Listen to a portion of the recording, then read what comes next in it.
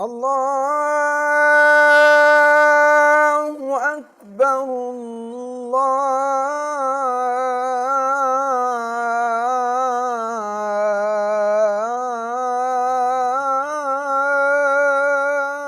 اکبر۔ اما بعد فاعوذ باللہ من الشیطان الرجیم، بسم اللہ الرحمن الرحیم۔ رب اشرح لی صدری ویسر لی امری واحلل عقدۃ من لسانی یفقہوا قولی۔ معزز حاضرین اور محترم خواتین، آج ہم ایک کتابچے کا مطالعہ شروع کر رہے ہیں۔ اس کتابچے کی ایک تاریخ ہے، اسلام کی نشأت ثانیہ کرنے کا اصل کام، اس کا عنوان ہے۔ اس کی جو تاریخ ہے وہ میں چاہتا ہوں کہ تقدیم کی شکل میں جو کچھ لکھا گیا ہے پہلے اس کو پڑھ لیں۔ میری یہ تحریر جو صفحات آئندہ میں پیش کی جا رہی ہے، اول ماہنامہ میثاق لاہور بابت جون سن 67 کے ادارتی صفحات میں شائع ہوئی تھی۔ بعد ازاں مئی سن 68 میں اسے دارالاشاعت الاسلامیہ لاہور نے ایک کتابچے کی صورت میں 1000 کی تعداد میں شائع کیا۔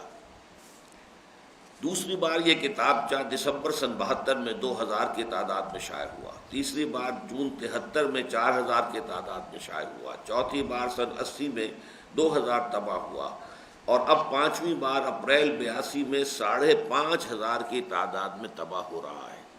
اب یہ 82 تک کی تاریخ ہے، اس کے بعد اور کتنا کچھ یہ شائع ہوا ہے اس کی پوری تفصیل نہیں ہے۔ اس کے بعد اس کا انگریزی ترجمہ بھی شائع ہوا، اور پھر یہ کہ میری جو ایک کتاب ہے دعوت رجوع الی القرآن کا منظر اور پس منظر، یہ باقاعدہ اس کے ایک باب کی حیثیت سے بھی شامل ہے۔ اس میں میں نے اپنے فہم کی حد تک بھرپور جائزہ لینے کی کوشش کی تھی کہ اس وقت ہم بحیثیت مسلمان کس مقام پر ہیں، یعنی عالمی سطح پر۔ ایک تو یہ ہے کہ ہم مختلف ممالک کے حساب سے سوچیں، پاکستان میں اسلام اور مسلمان کس حال میں ہیں، بھارت میں کس حال میں ہیں، اور عرب ممالک میں کس حال میں ہیں، جو لوگ جا کر دیار مغرب میں آباد ہو گئے وہ کس حال میں ہیں۔ یہ نہیں، بلکہ ایک گلوبل انداز میں سمجھنے کی کوشش کی جائے کہ آج اسلام کہاں ہے، مسلمان کس مقام پر ہے۔ اور پھر یہ واضح کرنے کی کوشش کی تھی کہ اسلام کی نشأت ثانیہ اور امت مسلمہ کی تعمیر نو کے لیے اب تک کیا کچھ ہو چکا ہے، فی الوقت کیا ہو رہا ہے، اور کیا کرنا باقی ہے۔ اب اس میں جو لفظ آ گیا نشأت ثانیہ، وہ چونکہ اس کتابچے کا عنوان بھی ہے تو اس کو سمجھ لیجئے۔ نشأ ینشأ، کسی چیز کا ابھرنا، بڑھنا، پروان چڑھنا، یہ عربی زبان کا لفظ ہے نشأ۔ نشأت الاولی، پہلی مرتبہ کسی شے کا پیدا ہونا، بڑھنا، اٹھنا، اس کا کوئی عروج حاصل کرنا۔ نشأت ثانیہ، دوسری مرتبہ اس کا پھر ابھرنا، پھر عروج حاصل کرنا۔ تو یہ بات اچھی طرح سمجھ لیجئے کہ مسلمانوں کا معاملہ تو 1400 سالوں کے دوران 2 مرتبہ کے عروج اور 2 مرتبہ کے زوال سے دوچار ہوا ہے۔ پہلا عروج مسلمانوں کا تھا عربوں کے زیر قیادت، حضور بھی عرب تھے صلی اللہ علیہ وسلم، پھر خلفائے راشدین عرب تھے، پھر اس کے بعد بنو امیہ کا دور آیا وہ عرب تھے، پھر بنو عباس آئے وہ عرب تھے، اور عروج ہوا، اس میں کوئی شک نہیں۔ پھر زوال ہوا، بنو عباس کا دور ختم ہوا، 2 بڑے بڑے سیلاب آئے، پہلے صلیبیوں کے ریلے آئے، حملے ہوئے شدید، اس کے بعد پھر تاتاریوں نے تاراج کیا پورے عالم کو، یہ ان کے زوال کا مسئلہ تھا۔ پھر دوسرا عروج شروع ہوا، وہ ترکوں کی زیر قیادت شروع ہوا، ترکان تیموری، Terken صفوی، Terken Seljuqi, Terken Usmani. اس کے بعد اس کا بھی زوال شروع ہو گیا، اور وہ زوال اس صدی کے آغاز میں انتہا کو پہنچ گیا، جبکہ سلطنت عثمانیہ جو ہے اس کے بھی حصے بکھرے ہو گئے، اور بلکہ یوں سمجھیے سلطنت عثمانیہ کا نیست و نابود ہو گئی، اس کا کوئی وجود نہ رہا، بس صرف ایک ملک ترکی کے نام سے باقی رہ گیا۔ یہ تو ہے مسلمانوں کا عروج زوال، عروج زوال۔ اسلام کا معاملہ یہ ہے کہ ایک ہی مرتبہ اس کا عروج ہوا، اس کے بعد سے مسلسل زوال ہے۔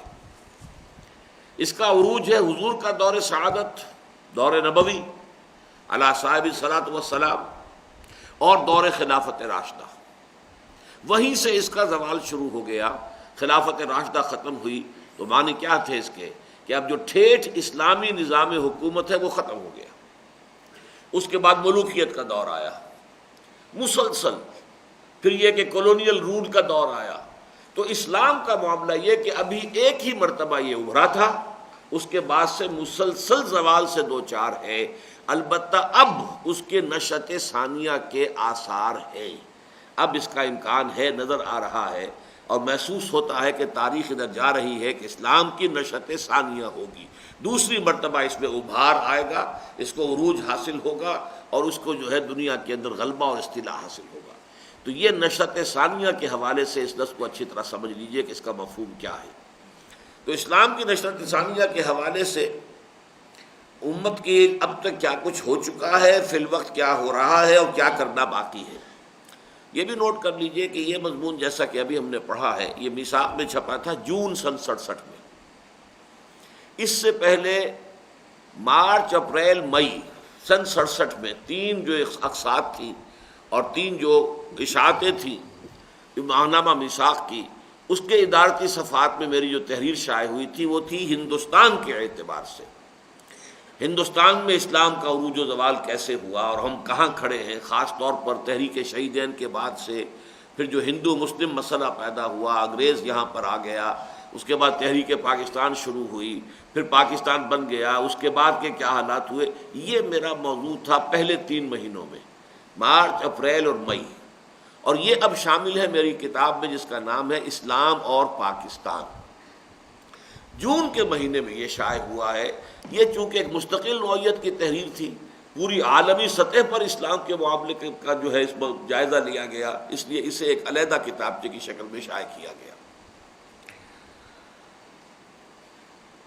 ساتھ ہی اپنے تجزیے انالیسس کی بنیاد پر میں نے ایک اساسی لائحہ عمل بھی پیش کیا تھا اور فوری اور اولین اقدام کے طور پر ایک قرآن اکیڈمی کے قیام کی تجویز بھی پیش کی تھی۔ اس لائحہ عمل کو پیش کرنے کے فوراً بعد ہی بحمد اللہ میں نے عملی جدوجہد کا آغاز بھی کر دیا تھا۔ چنانچہ 5 سال کی محنت کے دوسرے بہت سے ثمرات کے ساتھ ساتھ ایک نتیجہ یہ بھی سامنے آیا کہ اس نہج پر باقاعدہ اجتماعی جدوجہد اور خصوصاً قرآن اکیڈمی کے مجوزہ خاکے کو عملی صورت دینے کے لیے سن 72 میں مرکزی انجمن خدام القرآن لاہور کا قیام عمل میں آ گیا، جس کی قرارداد تاسیس، میمورینڈم اور اغراض و مقاصد میں ان تجاویز کو بالکلیہ سمو لیا گیا اور اس سے گویا اس کے اساسی منشور یعنی مینیفیسٹو کی حیثیت حاصل ہو گئی ہے۔ 15 سال کی مدت میں اس میں کوئی شک نہیں کہ وقت کے دریا میں بہت سا پانی بہہ چکا ہے اور اب تو مزید 20 سال گزر چکے ہیں۔ آج یہ سن 82 کی تحریر ہے تو 19 برس اور مزید گزر چکے ہیں۔ حالات بہت کچھ بدل گئے ہیں، تاہم کچھ اس بنا پر کہ میرے نزدیک حالات میں بنیادی تغیر کوئی نہیں ہوا، اور کچھ اس وجہ سے کہ اب اس تحریر کی حیثیت ایک تاریخی دستاویز کی ہے، اسے بغیر کسی ترمیم کے شائع کیا جا رہا ہے۔ یہ ایک ڈاکومنٹ ہے، اب ایک دستاویز ہے، اس کو اصلی شکل کے اندر ہی رہنا چاہیے، بجز اس کے کہ اس کے آخری 2 صفحات کی عبارت میں کچھ اختصار کر کے مجوزہ قرآن اکیڈمی کے ضمن میں پیش رفت کا جائزہ پیش کر دیا گیا ہے۔ یہ تھی میری تحریر اپریل سن 82 کی۔ اب اس سے پہلے کہ ہم آگے بڑھیں میں چاہتا ہوں کہ اگرچہ اس پہ اندیشہ ہے کہ در مدح خود می گویم میرے اوپر الزام لگایا جائے گا کہ یہ اپنی تعریف خود کر رہے ہیں، لیکن چونکہ اب میں اس کو کتابچے کو آپ کے سامنے وضاحت کے ساتھ پیش کرنے والا ہوں تو میں چاہتا ہوں کہ ضروری باتیں آپ سمجھ لیں۔ میرے اس مضمون کے اعتبار سے میرے لیے سب سے زیادہ دل خوش کن بات جو آئی وہ میرے چھوٹے بھائی جو اس وقت head of the department of philosophy ہیں پنجاب یونیورسٹی میں، ڈاکٹر ابصار احمد، یہ اس وقت ایم اے کر چکے تھے اور انگلینڈ جا رہے تھے ڈاکٹریٹ کے لیے۔ یہ رسالہ انہی دنوں میں چھپا تھا، یہ ساتھ لے گئے۔ کچھ دنوں کے بعد ان کا مجھے خط ملا کہ میں جب سے یہاں آیا ہوں اس مضمون کا 6 مرتبہ مطالعہ کر چکا ہوں اور مجھے ہر مرتبہ اس میں نئی چیزیں ملی ہیں اور نئی رہنمائی مجھے اس سے حاصل ہوئی۔ تو مجھے خوشی ہوئی کہ اچھا ایک ذات راہ لے کر گئے ہیں، برطانیہ میں رہیں گے، وہاں کے ماحول میں رہیں گے، اگر اس مضمون نے انہیں کچھ متاثر کیا ہے تو امید ہے کہ وہاں کی فضا کے منفی اثرات سے انشاءاللہ محفوظ رہے۔ اس کے بعد دوسری اس کے بارے میں جو رائے میرے سامنے آئی، اور اس کو میں جھجکتے ہوئے آپ کے سامنے رکھ رہا ہوں، اس لیے کہ وہی بات ہو جائے گی کہ میں اپنی ایک شے کی تعریف آپ کے سامنے رکھ رہا ہوں۔ پروفیسر یوسف سلیم چشتی مرحوم، جن کا مطالعہ بے پناہ تھا، اور جنہوں نے یوں سمجھیے کہ ساری زندگی چونکہ شادی کی نہیں، گھر گرہستی کا تو اسے کھکیڑ بول نہیں لیا، تو پڑھنا پڑھانا لکھنا لکھانا ہی ان کا پوری زندگی کے اندر جو ہے سلسلہ رہا۔ انہوں نے جب یہ مضمون پڑھا تو انہوں نے مجھ سے کہا کہ پورے ہندوستان اور پاکستان میں پچھلے 50 سال کے دوران جو دینی تحریریں شائع ہوئی ہیں دینی جرائد میں، وہ میں نے سب پڑھی، لیکن میں نے آج تک اس جیسا جامع اور اتنا گہرا مضمون کوئی نہیں دیکھا۔ یہ ان کی تعریف تھی، اور تعریف صرف زبانی انہوں نے نہیں کی، اس پر ایک مقالہ لکھ دیا، اس کی تائید میں، تصویب میں، تحسین میں مقالہ لکھا۔ تو میں نے جب پہلی مرتبہ کتابچے کی شکل میں سے شائع کیا تو اپنی تحریر کے ساتھ ان کا مقالہ بھی شائع کر دیا۔ اس پر جو پھر ایک تبصرہ ہوا تھا اس زمانے میں، آپ نے شاید نام سنا ہو، بہت سے حضرات واقف نہ ہوں گے، مولانا عبد الماجد دریابادی رحمۃ اللہ علیہ، ایک بڑی عظیم شخصیت، دینی اعتبار سے اور علمی اعتبار سے اور صحافی اعتبار سے وہ صدق و صدق جدید، یہ یوں سمجھیے پورے ہندوستان میں جو ہے اس کا مانا جاتا تھا کہ ایک بڑا معیاری یہ جریدہ ہے اور ان کا ایک مقام ہے پوری تاریخ کے اندر۔ انہوں نے ان دونوں چیزوں کے بارے میں لکھا، یہ میں آپ کو پڑھ کر سنا رہا ہوں، یہ اس کتاب میں نے شائع کر دیا تھا، دعوت نزول القرآن کا منظر اور پس منظر۔ دونوں مقالے ماہنامہ میثاق لاہور میں قسط وار نکل چکے ہیں، یعنی میرا مقالہ بھی اور چشتی صاحب کا بھی۔ دونوں کا موضوع نام سے ظاہر ہے، دونوں فکر انگیز ہیں، اور ایک طرف جوش و اخلاص اور دوسری طرف دانش اور باریک بینی کے مظہر ہیں۔ مرض کی تشخیص اور تدبیر علاج دونوں میں دیدہ ریزی سے کام لیا گیا ہے۔ تشخیص اور علاج اناڑیوں اور عطائیوں کا سا نہیں ہے، رسالہ ہر پڑھے لکھے کے ہاتھ میں جانے کے قابل ہے۔ یہ تحسین تھی کہ جو مولانا عبد الماجد دریابادی رحمۃ اللہ علیہ نے اس مضمون کی۔ بہرحال یہ چند باتیں میں نے چاہا کہ آپ کے سامنے آ جائیں۔ اب ہم اس کا آغاز کر رہے ہیں۔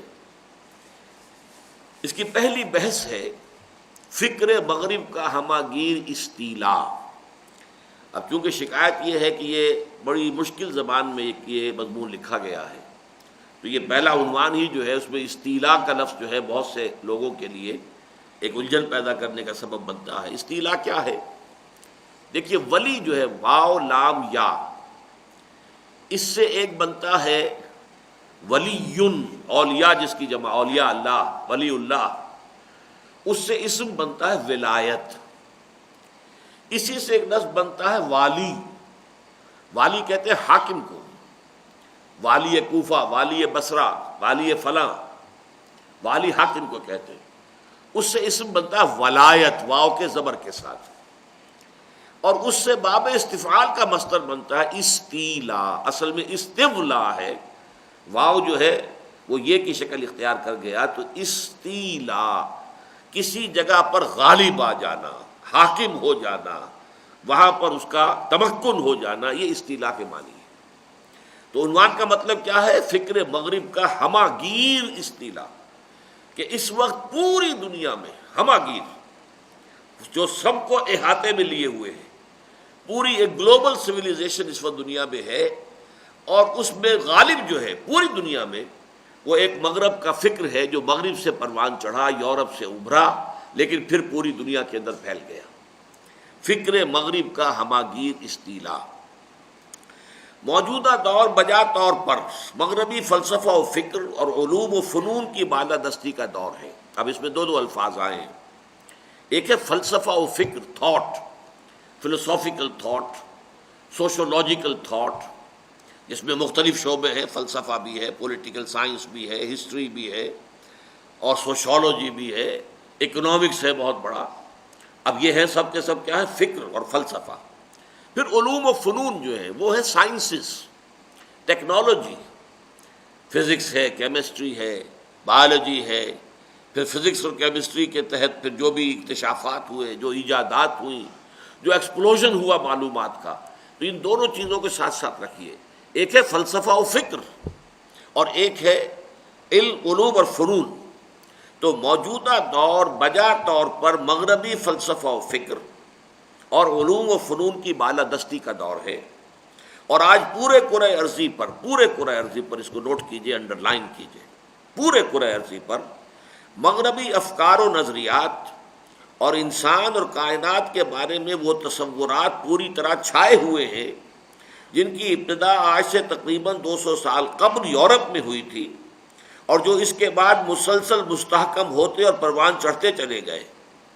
یعنی یہ جو فکر ہے اور جو فلسفہ ہے اور جو سائنس ہے اور ٹیکنالوجی ہے، یوں سمجھیے کہ آغاز یورپ سے ہوا، اس میں کوئی شک نہیں۔ یہ دوسری بات ہے کہ ہم خاص طور پر اپنے اطمینان کے لیے یہ کہہ سکتے ہیں کہ یورپ کو یہ سارے علوم ہم نے دیے تھے۔ جس زمانے میں کہ مسلمانوں کا عروج تھا دنیا میں، دور خلافت بنو عباس، تو یورپ جو ہے اس وقت ڈارک ایجز، وہ خود کہتے ہیں کہ وہ تو ازمنہ مسلمہ ڈارک ایجز تھے ہمارے۔ وہاں سائنس کی تعلیم ممنوع تھی، فلسفے کی تعلیم ممنوع تھی، پوپ کا زبردست نظام قائم تھا جس کی طرف سے حرام قرار دیا گیا تھا سائنس کا پڑھنا اور فلسفے کا پڑھنا۔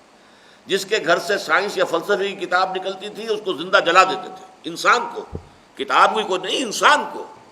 اس اعتبار سے یورپ جو ہے اٹ واز پلنجڈ ان اٹر ڈارکنس، تو اس لیے وہ ڈارک ایجز کہلاتے ہیں۔ تو در حقیقت مسلمانوں نے جو علوم اور فنون پیدا کیے وہ پھر ہسپانیہ کی یونیورسٹیوں کے ذریعے سے یورپ میں پہنچے۔ ہسپانیہ میں بڑی بڑی یونیورسٹیاں تھیں، کارڈووا قرطبہ کی یونیورسٹی، ٹولیڈو کی یونیورسٹی، گرناڈا غرناطہ کی یونیورسٹی۔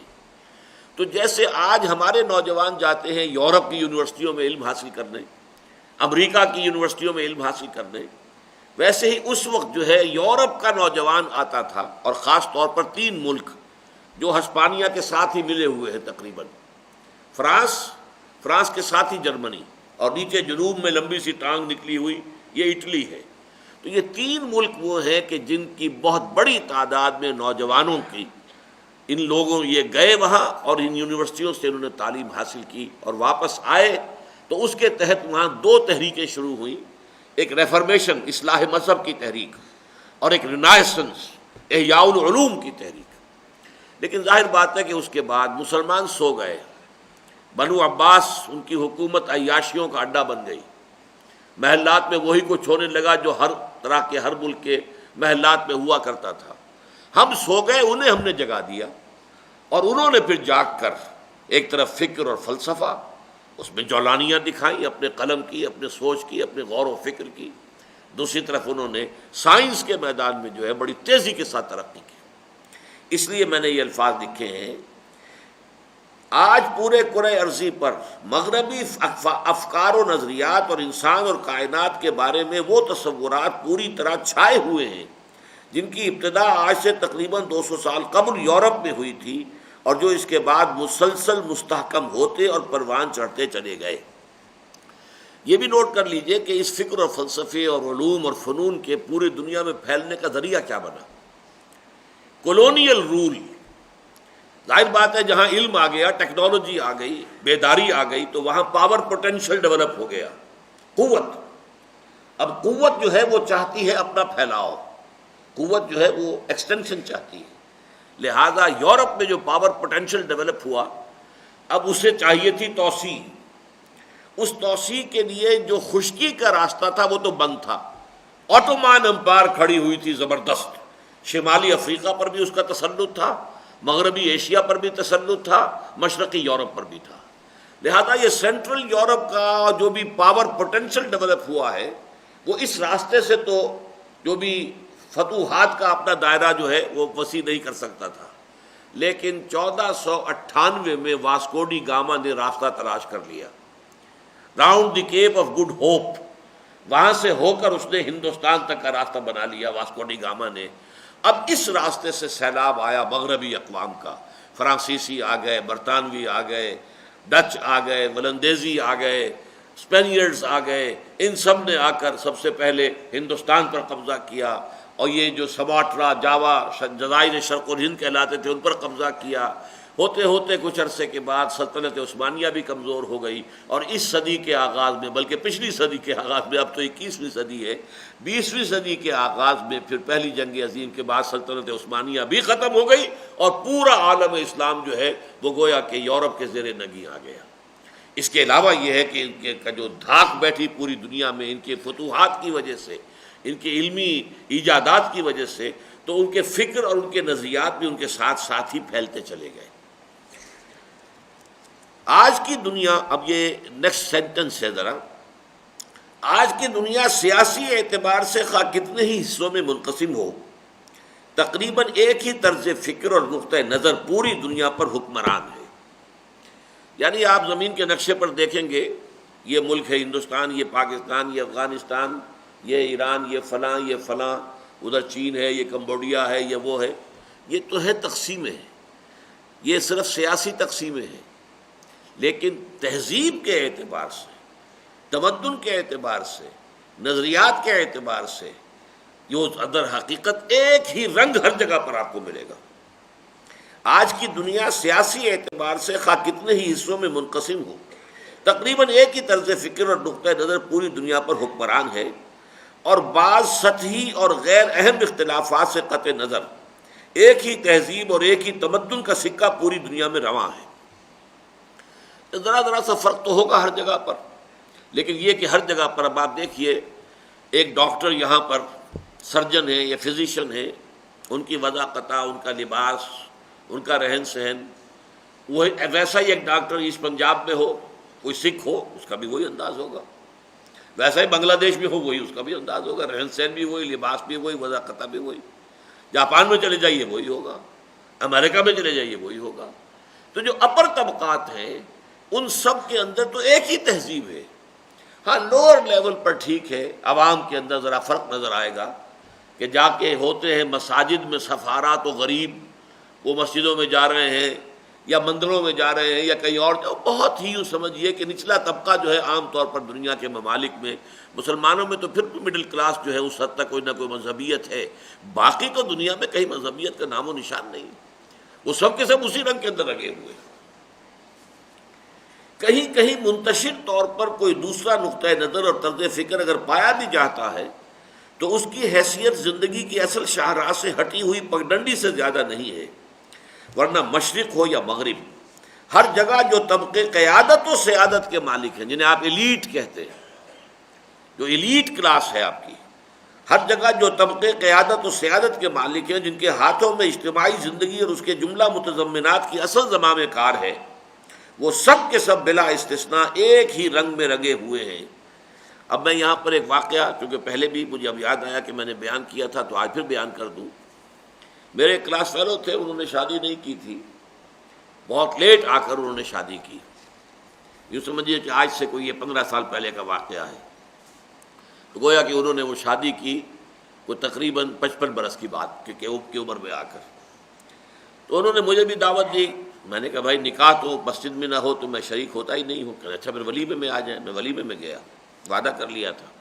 گلبرگ میں ایک ہوٹل میں ولیمہ تھا، وہاں جو میں نے رنگ دیکھا، مخلوط میٹنگ، عورتوں کے لباس اریاں، ان کا میک اپ، جو بھی ان کا انداز تھا، مرد و زن کا اختلاط، پھر دیر لگ رہی ہے، حالانکہ وہ تھا تو عصرانہ عصر کی نماز کے قریب ہو جانا چاہیے تھا، لیکن وہ لڑکی والے گجرانوالے سے آنے تھے، وہ نہیں آئے، لہذا تاخیر ہو رہی ہے۔ میں نے کہا بھائی مجھے اب چھٹی دو، مغرب کا وقت ہو گیا۔ نہیں یہی نماز کا انتظام کرتے ہیں۔ نماز کا انتظام کیا گیا، چادریں منگائی گئیں، بچھائی گئیں، بڑا اہتمام ہوا، لیکن اس میں 3 آدمی اس بھرے مجمع میں سے، 300-400 آدمی اور عورتیں وہاں تھیں، 3 آدمی مغرب کی نماز کے لیے کھڑے ہوئے، ایک میں، ایک وہ دولہا میاں، اور وہ بھی مجھے گمان یہ تھا کہ بغیر وضو کے کھڑے ہو گئے، صرف میرے احترام میں۔ ایک صاحب اور نکل کے آئے۔ اس وقت مجھے احساس ہوا کہ یہ واگہ ہم سے کتنی دور ہے، 14 میل 15 میل ہوگا، اتنی ہی دور اس میں واگے سے امرتسر ہے۔ اگر اسی وقت امرتسر میں بھی کسی ڈاکٹر کی کوئی شادی کی دعوت ہو رہی ہو تو بعین ہی یہی رنگ ہوگا، سرے سے کوئی فرق نہیں، لباس کا، نشست و برخاست کا، انداز کا، مخلوط ایک نشست ہونے کے اعتبار سے۔ اور نماز مغرب کی، باقی نمازوں کے بارے میں تو ہوتا ہے ذرا تھوڑی دیر سے پڑھ لیں گے کوئی بات، مغرب کی نماز کا تو آپ کو معلوم ہے کہ جس شخص کو ذرا بھی نماز کے ساتھ مس ہوتا ہے وہ مغرب کی نماز کے بارے میں بہت حساس ہوتا ہے۔ اور مغرب کی نماز میں اس بھرے مجمع میں سے صرف 3 آدمی نکلے، اور وہ بھی اس لیے جو میں نے شور بجایا تھا کہ پھر مجھے اجازت دو میں جا کے نماز پڑھنی ہے، تو اس کا اہتمام کیا گیا، ورنہ کوئی سوال نہ۔ یہ ہے اس تہذیب کی، یوں سمجھیے کہ یک رنگی، کہ اس وقت کا میرا احساس بڑا شدید تھا کہ اس وقت اسی طرح کی کسی شادی کی میٹنگ اگر ہو رہی ہو، تقریب ہو رہی ہو امرتسر میں، تو بعین ہی یہی رنگ ہوگا، کوئی فرق نہیں ہوگا۔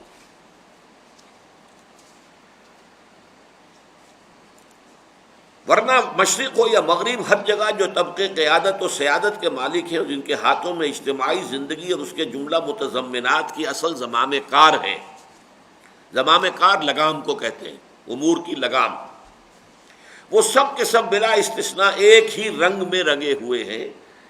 مغربی تہذیب و تمدن اور فلسفہ و فکر کا یہ تسلط اس قدر شدید اور ہمہ گیر ہے۔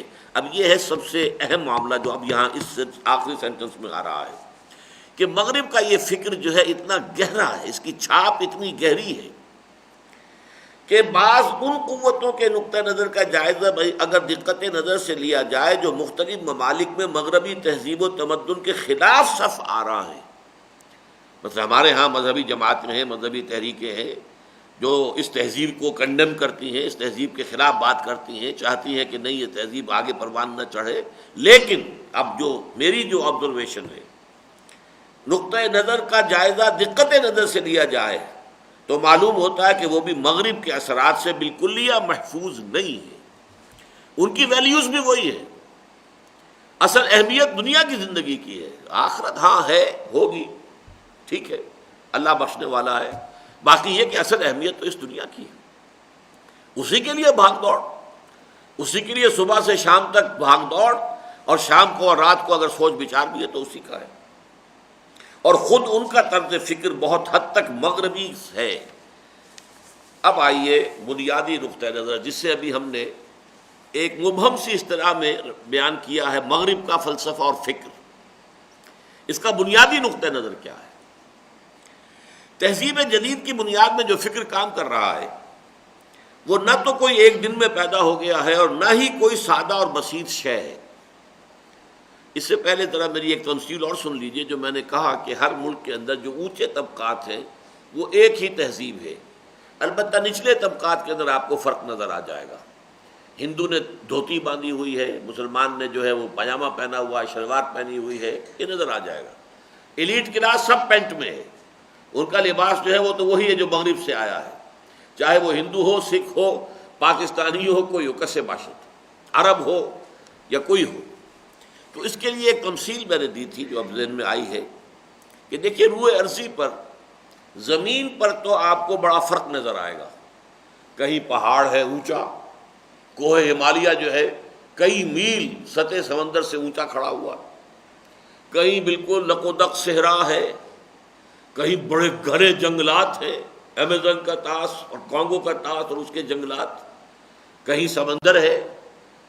تو یہ ساری جو ہے فرق اور تفاوت زمین پر ہے۔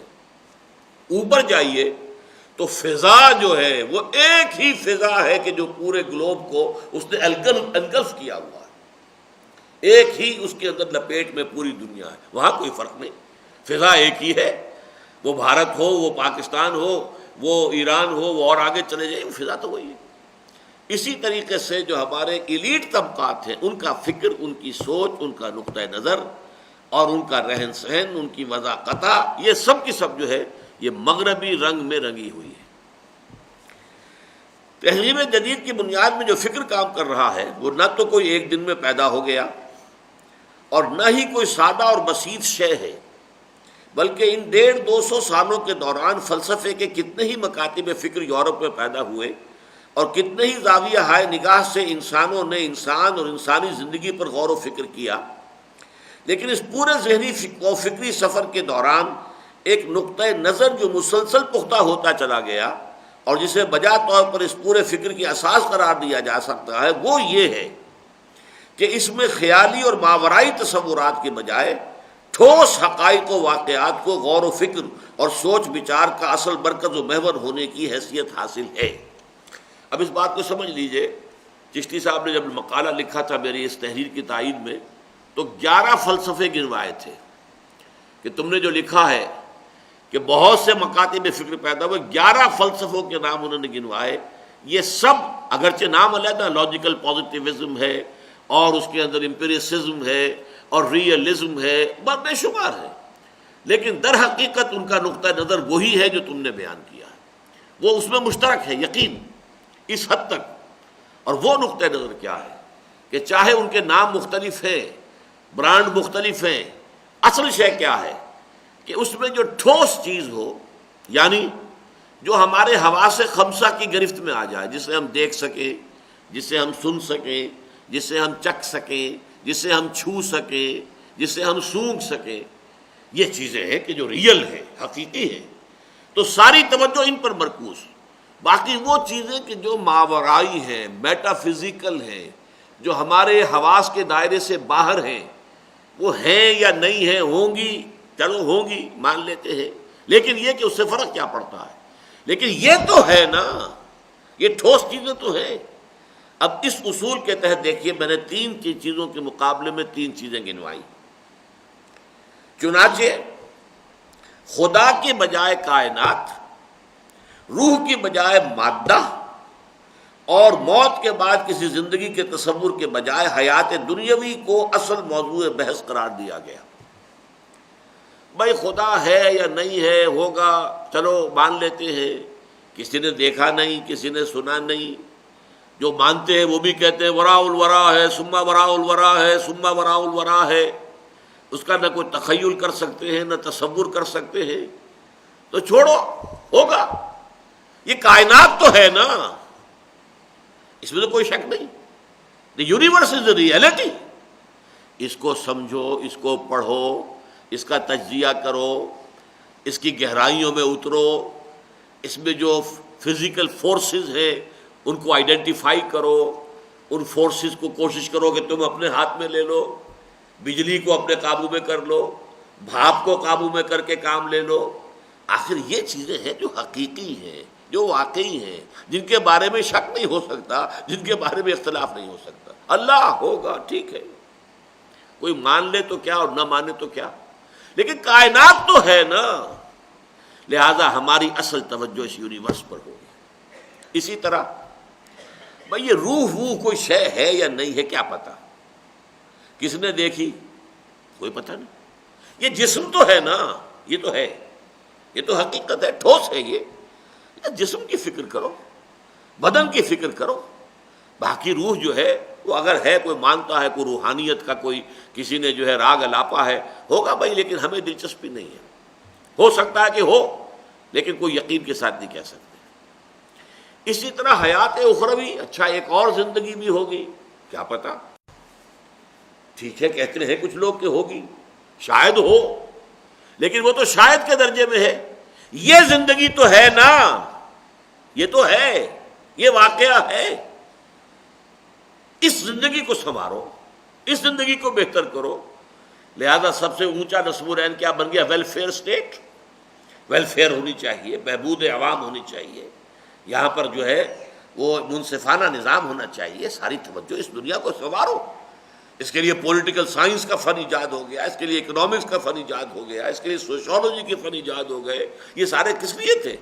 تاکہ اس حیات دنیاوی کو منظم کیا جائے، اس کے لیے انسٹیٹیوشنز بنائے جائیں، ساری توجہ حیات اخروی ہوگی، کیا پتہ، اب تو آرام سے گزرتی ہے، آخرت کی خبر خدا جانے۔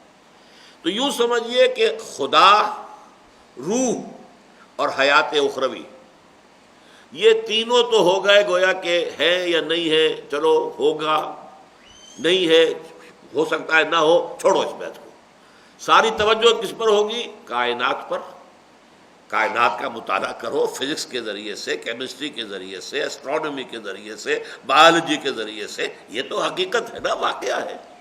اس بدن کی فکر کرو، اس کی اناٹومی، اس کی فزیولوجی، اس کی پیتھولوجی، اس کے لیے سارے امراض کیا ہوتے ہیں، کس طرح آتے ہیں، اس کو ٹھیک کرنے کی کوشش کرو، اور اس حیات دنیاوی کا بہتر سے بہتر نظام، جو کہ عمدہ سے عمدہ نظام ہو، اس کو قائم کرنے کی کوشش کرو بس۔ تو توجہ کا مرکز یہ تین چیزیں ہو گئیں، کائنات، جسم اور حیات دنیاوی، اور تین چیزیں جو ہیں وہ ہماری توجہ کے فوکس سے نکل گئیں، اللہ اور روح اور حیات اخروی۔ اگلا جملہ پڑھیے۔ خالص علمی سطح پر تو اگرچہ یہ کہا گیا کہ ہم خدا، روح اور حیات بعد الممات کا نہ اقرار کرتے ہیں نہ انکار۔ دیکھیے یہ ہے ایگزیکٹ سائنٹیفک پوزیشن۔ سائنسدان خدا کا انکار کبھی نہیں کرے گا اگر ہی از اے ٹرو سائنٹسٹ، اس لیے کہ خدا کا معاملہ اس کے دائرہ تحقیق سے باہر ہے، اس کے بارے میں وہ کوئی رائے نہیں دے گا، نہ مثبت دے گا نہ منفی، نہ یہ کہے گا کہ خدا ہے نہ یہ کہے گا کہ نہیں ہے، اس کے تجربے میں وہ نہیں آ رہا، اس کی لیبارٹری میں نہیں آ رہا، اس کے جو بھی تحقیق کا دائرہ ہے اس سے اس کا تعلق ہی نہیں، لہذا وہ کہیں گے کہ ہم نہ تو تردید کرتے ہیں اور نہ اس کی توثیق کرتے ہیں، نہ ہم یہ کہہ سکتے ہیں کہ ایسا ہے، نہ ہم یہ کہہ سکتے ہیں کہ نہیں ہے، روح ہے یا نہیں ہے، سائنسدان یہ کہے گا ہمیں نہیں معلوم، ہم نہیں جانتے۔ تو علمی بات تو یہ ہوگی، کوئی آخرت، کوئی اور زندگی ہے یا نہیں ہے، ہم نہ انکار کرتے ہیں نہ ہم اس کی تصدیق کرتے ہیں، اس لیے کہ وہ ہمارے جو تحقیق کا دائرہ ہے، ہماری جو ریسرچ کا دائرہ ہے اس سے باہر ہے، تو ہماری ریسرچ وہاں تک جا ہی نہیں سکتی، تو ہم اس کے بارے میں نہ کوئی منفی بات کریں گے نہ مثبت۔ یہ ہے ٹھیٹ سائنٹیفک ایٹیچیوڈ ان چیزوں کے بارے میں۔ خالص علمی سطح پر تو اگرچہ یہ کہا گیا کہ ہم خدا، روح اور حیات بعد الممات کا نہ اقرار کرتے ہیں نہ انکار، لیکن اس عدم اقرار و انکار کا نتیجہ بہرحال یہ نکلا کہ یہ تصورات رفتہ رفتہ بالکل خارج از بحث ہوتے چلے گئے، اور انسان کے سارے غور و فکر اور تحقیق و تجسس کا مرکز و محور کائنات، مادہ اور حیات دنیاوی بن کر رہ گئے، جس کا منظر آپ دیکھتے ہیں کہ ہمارے عوام کہتے ہیں جی ہمارا مولوی جو ہے وہ تو ابھی تک استنجے کے ڈھیلے ہی گنتی کے اندر ہے، کتنے ڈھیلے ہونے چاہیے کتنے نہیں ہونے چاہیے، انہیں دیکھو یہ آسمان پر پہنچ گیا، یہ چاند پر ہوا ہے، تو گویا کہ ثبوت اب اس کا ہو رہا ہے کہ ترقی تو انہوں نے کی ہے، اب کوئی خدا کا دھیان کر رہا ہے، مراقبہ کر رہا ہے، لو لگا رہا ہے، محبت کر رہا ہے اللہ سے، یہ بیکار کی بات ہے، کیا حاصل اس سے؟ نہ دنیاوی ترقی، نہ اس سے خود ان کو کوئی فائدہ، نہ قوم کو فائدہ، نہ ملک کو فائدہ، نہ انسانیت کو فائدہ۔ فائدہ تو دیکھو پینسلین جس نے ایجاد کی ہے تو وہ کتنا بڑا محسن ہے انسانوں کا، کتنے لوگ جو ہے اس انفیکشن سے نجات پا گئے اس پینسلین کے ذریعے سے۔ یہ ریسرچ اور یہ فاؤنڈیشن دنیا میں کام کر رہے ہیں، اصل کام تو ان کا ہے، ہمارا کیا ہے؟ یہ سارا در حقیقت اسی نقطہ نظر کا نتیجہ ہے۔ اب اگلا نقطہ، انسان کو اللہ تعالیٰ نے جن بے پناہ صلاحیتوں اور قوتوں سے نوازا ہے، وہ انہیں جس میدان میں بھی استعمال کرے نتائج بہرحال رونما ہوتے ہیں، اور ہر ڈھونڈنے والا اپنے اپنے دائرۂ تحقیق و جستجو میں نئی دنیایں تلاش کر سکتا ہے۔ ڈھونڈنے والوں کو دنیا بھی نئی دیتے ہیں، علامہ اقبال نے کہا۔ پھر یہ بھی حقیقت ہے کہ جس طرح کائنات کی عظمت اور وسعت کے اعتبار سے مہر درخشاں کی حیثیت و وقت ایک ذرہ فانی سے زیادہ نظر نہیں آتی، لیکن اگر ایک ذرہ فانی کی حقیقت و ماہیت پر غور کیا جائے تو وہ بجائے خود مہر درخشاں کی عظمت و سطوت کا حامل نظر آتا ہے۔ یہ ذرا بات سمجھنے کی ہے۔ پہلی بات تو سادہ تھی، یہ صغرا کبرا ہے، اصل میں اس کا نتیجہ بعد میں نکلے گا کہ انسان جس میدان میں بھی محنت کرے گا تو اس کے اندر نئی نئی دنیایں وہ تلاش کر لے گا۔ پہلی بات یہ ہو گئی۔ دوسری بات یہ کہ اگرچہ خدا کے مقابلے میں اس کائنات کی کوئی حیثیت نہیں، لیکن بجائے خود تو کائنات ایک بہت بڑی حقیقت ہے، اس میں کیا شک ہے۔ اگرچہ روح کے مقابلے میں جسم کی کوئی حیثیت نہیں، لیکن اس میں کیا شک ہے کہ جسم ایک حقیقت ہے۔ چھوٹی سی پھنسی یہاں نکل آئے تو ساری رات آپ سو نہیں سکتے، آخر ایک حقیقت ہے۔ اس کا دکھ اور درد جو ہے وہ بھی فوراً محسوس ہوتا ہے، اور اس کی لذت اور اس کے اندر کوئی حلاوت ہے تو وہ بھی محسوس ہوتی ہے۔ اسی طریقے سے وہ آخرت کی زندگی کے مقابلے میں یہ دنیا کی زندگی کچھ بھی نہیں، کچھ بھی نہیں، کچھ بھی نہیں، لیکن اپنی جگہ پہ یہ زندگی تو ہے، اس کی حقیقت ہے، اس کی تلخیاں ہیں، اس کی لذتیں ہیں، اس کے مسائل ہیں، اس کی پریشانیاں ہیں، اس کے پرابلمز ہیں، کون انکار کر سکتا ہے؟ اس اعتبار سے غور کیجئے تو ایک مثال جو یہاں دی گئی ہے یہ بہت عمدہ مثال اس نظر میں آ گئی، اور اصل میں کوثر نیازی صاحب کا ایک شعر ہے جس کے حوالے سے میں نے اسے یہاں بیان کیا ہے۔ وہ شعر نیچے لکھا ہے: مہر درخشاں ذرہ فانی، ذرہ فانی مہر درخشاں۔ کیا مطلب ہے؟ دیکھیے ہمارا یہ مہر کہتے سورج کو، مہر درخشاں، یہ چمکدار سورج، کائنات کی وسعت کے حوالے سے اس کو دیکھیں گے تو اس کی کیا حیثیت ہے؟ گیلیکسیز، اور گیلیکسیز کتنی ہے یہی پتہ نہیں، وسعت جو ہے کائنات کی، تو اس بیچارے سورج کی کیا حیثیت ہے؟ یہ ایک ذرے کی حیثیت رکھتا ہے۔ لیکن ایک ذرہ ایٹم لے لیجئے، اور ایٹم کو جب پھاڑا ہے تو اس میں سورج برآمد ہو گیا۔ انرجی کہاں سے آ گئی ہے؟ ایٹمک انرجی کہاں سے آ گئی؟ جو علامہ اقبال نے کہا تھا کہ لہو خورشید کا ٹپکے اگر ذرے کا دل چیرے، اس وقت تک تو ان کی زندگی میں ایٹم بم نہیں بنا تھا، لیکن ایٹم بم کا جو ہے وہ پیشن گوئی تو اس شعر کے اندر موجود ہے۔ لہو خورشید کا ٹپکے اگر ذرے کا دل چیرے، اگر اس ذرے ایٹم کو چیر دیں گے، پھاڑ دیں گے، تو اس میں سے سورج کا خون ٹپکے گا۔ تو ایک طرف تو سورج جیسی شے، اس ذرے کے مقابلے میں، ایٹم کے مقابلے میں سورج کتنا بڑا ہے، کوئی اندازہ کر سکتے ہیں؟ ایک ایٹم ورسس دی سن، لیکن the sun versus the whole of universe, اس کے مقابلے میں یہ سورج جو ہے یہ بھی ذرہ فانی سے زیادہ نہیں۔ اور اگر ذرہ فانی کی بھی حقیقت کو دیکھو تو وہ سورج نظر آتا ہے۔ اس لیے اگرچہ مادہ حقیر شے ہے، اصل شے روح ہے، اگرچہ کائنات حقیر ہے، اصل حیثیت اللہ کی ذات کی ہے، لیکن یہ چیزیں اپنی جگہ پر، ان کے اندر جو جو کچھ اللہ نے رکھا ہوا ہے وہ جب برآمد ہوا ہے تو عقل دنگ رہ گئی۔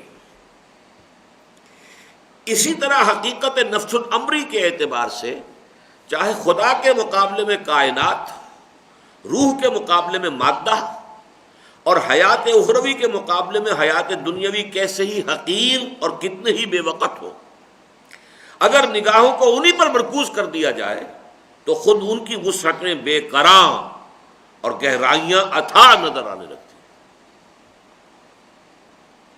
وہ انہی کی وسعتوں کو ایکسپلور کیا ہے نا، انہی کی گہرائیوں میں غوطہ زنی کی ہے مغرب کے سائنسدانوں نے، کیا کیا برآمد کیا ہے، ہم تو تصور بھی نہیں کر سکتے اس وقت، کسی ایک شخص کے لیے ممکن نہیں ہے۔ فزیکل سائنسز میں جو ایکسپلوژن ہوا ہے معلومات کا، کسی ایک شخص کے لیے ممکن ہی نہیں ہے کہ وہ ان کا احاطہ کر سکے۔ اب تو ہر سبجیکٹ جو ہے اس کی ڈویژن در ڈویژن ہوتی چلی گئی، فزکس کی کتنی شاخیں ہوں گئی، ہر شاخ کی کتنی شاخیں ہو گئی، اور کسی ایک چھوٹی سی شاخ میں ڈاکٹریٹ کر کے آتے ہیں، باقی سے انہیں کچھ پتہ نہیں ہوتا، دائیں بائیں کی کوئی خبر نہیں ہوتی، ڈاکٹریٹ جو ہے وہ کسی ایک ایشو کے اوپر۔ یہ صورتحال ہے۔ ان تمام میدانوں میں کیا ہو رہا ہے، بایولوجی میں کیا ہو رہا ہے، ایسٹرونومی میں کیا ہو رہا ہے، فزکس میں کیا ہو رہا ہے، کیمسٹری میں کیا ہو رہا ہے، کہاں اندازہ ہے؟ یہ سب کچھ کہاں سے برآمد ہوا ہے؟ یہ بجلی کہاں سے برآمد کر دی گئی؟ اب دیکھیے ایک تار ہے، فرض کیجئے بڑا کیبل ہے زمین میں پڑا ہوا، انسولیٹڈ ہے، اس کے اوپر جو ہے ربڑ چڑھا ہوا ہے، آپ اس پر چل پھر رہے ہیں، آپ کو پتہ ہی نہیں کہ قیامت گزر رہی ہے آپ کے قدموں کے نیچے سے۔ اگر ذرا کہیں اوپر سے وہ اتر جائے اس کا چھلکا، اور کہیں وہاں آپ کا پاؤں پڑے تو پتہ چلے گا کہ کیا قیامت ہے یہ، لیکن وہ تو چھپی ہوئی ہے۔ لیکن جب برآمد کیا ہے اسے لوگوں نے، تو اس اعتبار سے یہ حقیقتیں اتنی اتھاہ اور اتنی عظمت کی حامل نظر آئیں کہ انسان مبہوت ہو گیا۔ چنانچہ یورپ میں جب کائنات اور مادہ تحقیق و جستجو کا موضوع بنے، اب میں نے یہاں میں سے 3 میں سے 2 کو ابھی لے لیا ہے، تیسرے کو چھوڑ دیا ہے۔ 3 versus 3 یہ ذہن میں رکھ لیجئے، اس کتابچے کا اصل جو ہے فارمولہ یہی ہے، 3 versus 3، God versus this universe, خدا بمقابلہ کائنات، اسپرٹ ورسز میٹر اور body, and the life of hereafter versus the life of this world, 3 against 3۔ تو اب ان میں سے 2 کو لیا ہم نے۔ یورپ میں جب کائنات اور مادہ تحقیق و جستجو کا موضوع بنے تو یکے بعد دیگرے ایسے ایسے عظیم انکشافات ہوئے، اور بظاہر خفتہ و خوابیدہ مظاہر قدرت کے پردوں میں ایسی ایسی عظیم قوتوں اور توانائیوں کا سراغ ملا کہ عقلیں دنگ رہ گئی۔ کیا طاقت چھپی ہوئی ہے. میگنیٹک فورس ہے، پھر یہ ایٹمک فورس ہے، یہ ساری جو ہے یہ کہاں سے برآمد ہوئی؟ وہ میں نے آپ سے عرض کیا تھا ابھی کہ بڑا کیبل گزر رہا ہو اور آپ اس پر چل پھر رہے ہو. ایک صاحب نے مجھے ایک دفعہ بتایا تھا کہ ان کے والد برما کے جنگلات میں لکڑیاں کاٹ کر اس کا کاروبار کرتے تھے. تو ایک دفعہ انہوں نے سمجھا کہ وہ ایک درخت کے تنے پر کھڑے ہیں. تھوڑی دیر کے بعد وہ تنا ہلنے لگا. معلوم ہوا وہ تو اژدہا کے اوپر کھڑے ہوئے تھے. اس نے جس کو انہوں نے سمجھا تھا کہ وہ تنا ہے درخت کا کٹا ہوا پڑا ہے، وہ اژدہا تھا کب وقت، تو اژدہا کے اوپر کھڑے ہوئے تھے. اسی طرح یہ الیکٹرک وائر جو ہے وہ اگر کہیں زمین میں پڑا ہوا ہو لیکن یہ کہ انسولیٹڈ ہے تو آپ اس کے اوپر چلے پھرے، بچے بھی کھیل رہے ہو کود رہے ہو، کیا کہتا ہے وہ بیچارہ؟ خفتہ اور خابیدہ ہے، وہ تو سویا ہوا ہے، اس کے اندر کوئی ایکٹیویٹی معلوم ہی نہیں ہوتی. اس کے اندر کیا قیامت مضمر ہے، وہ جب سامنے آئی تو عقلیں دنگ رہ گئی.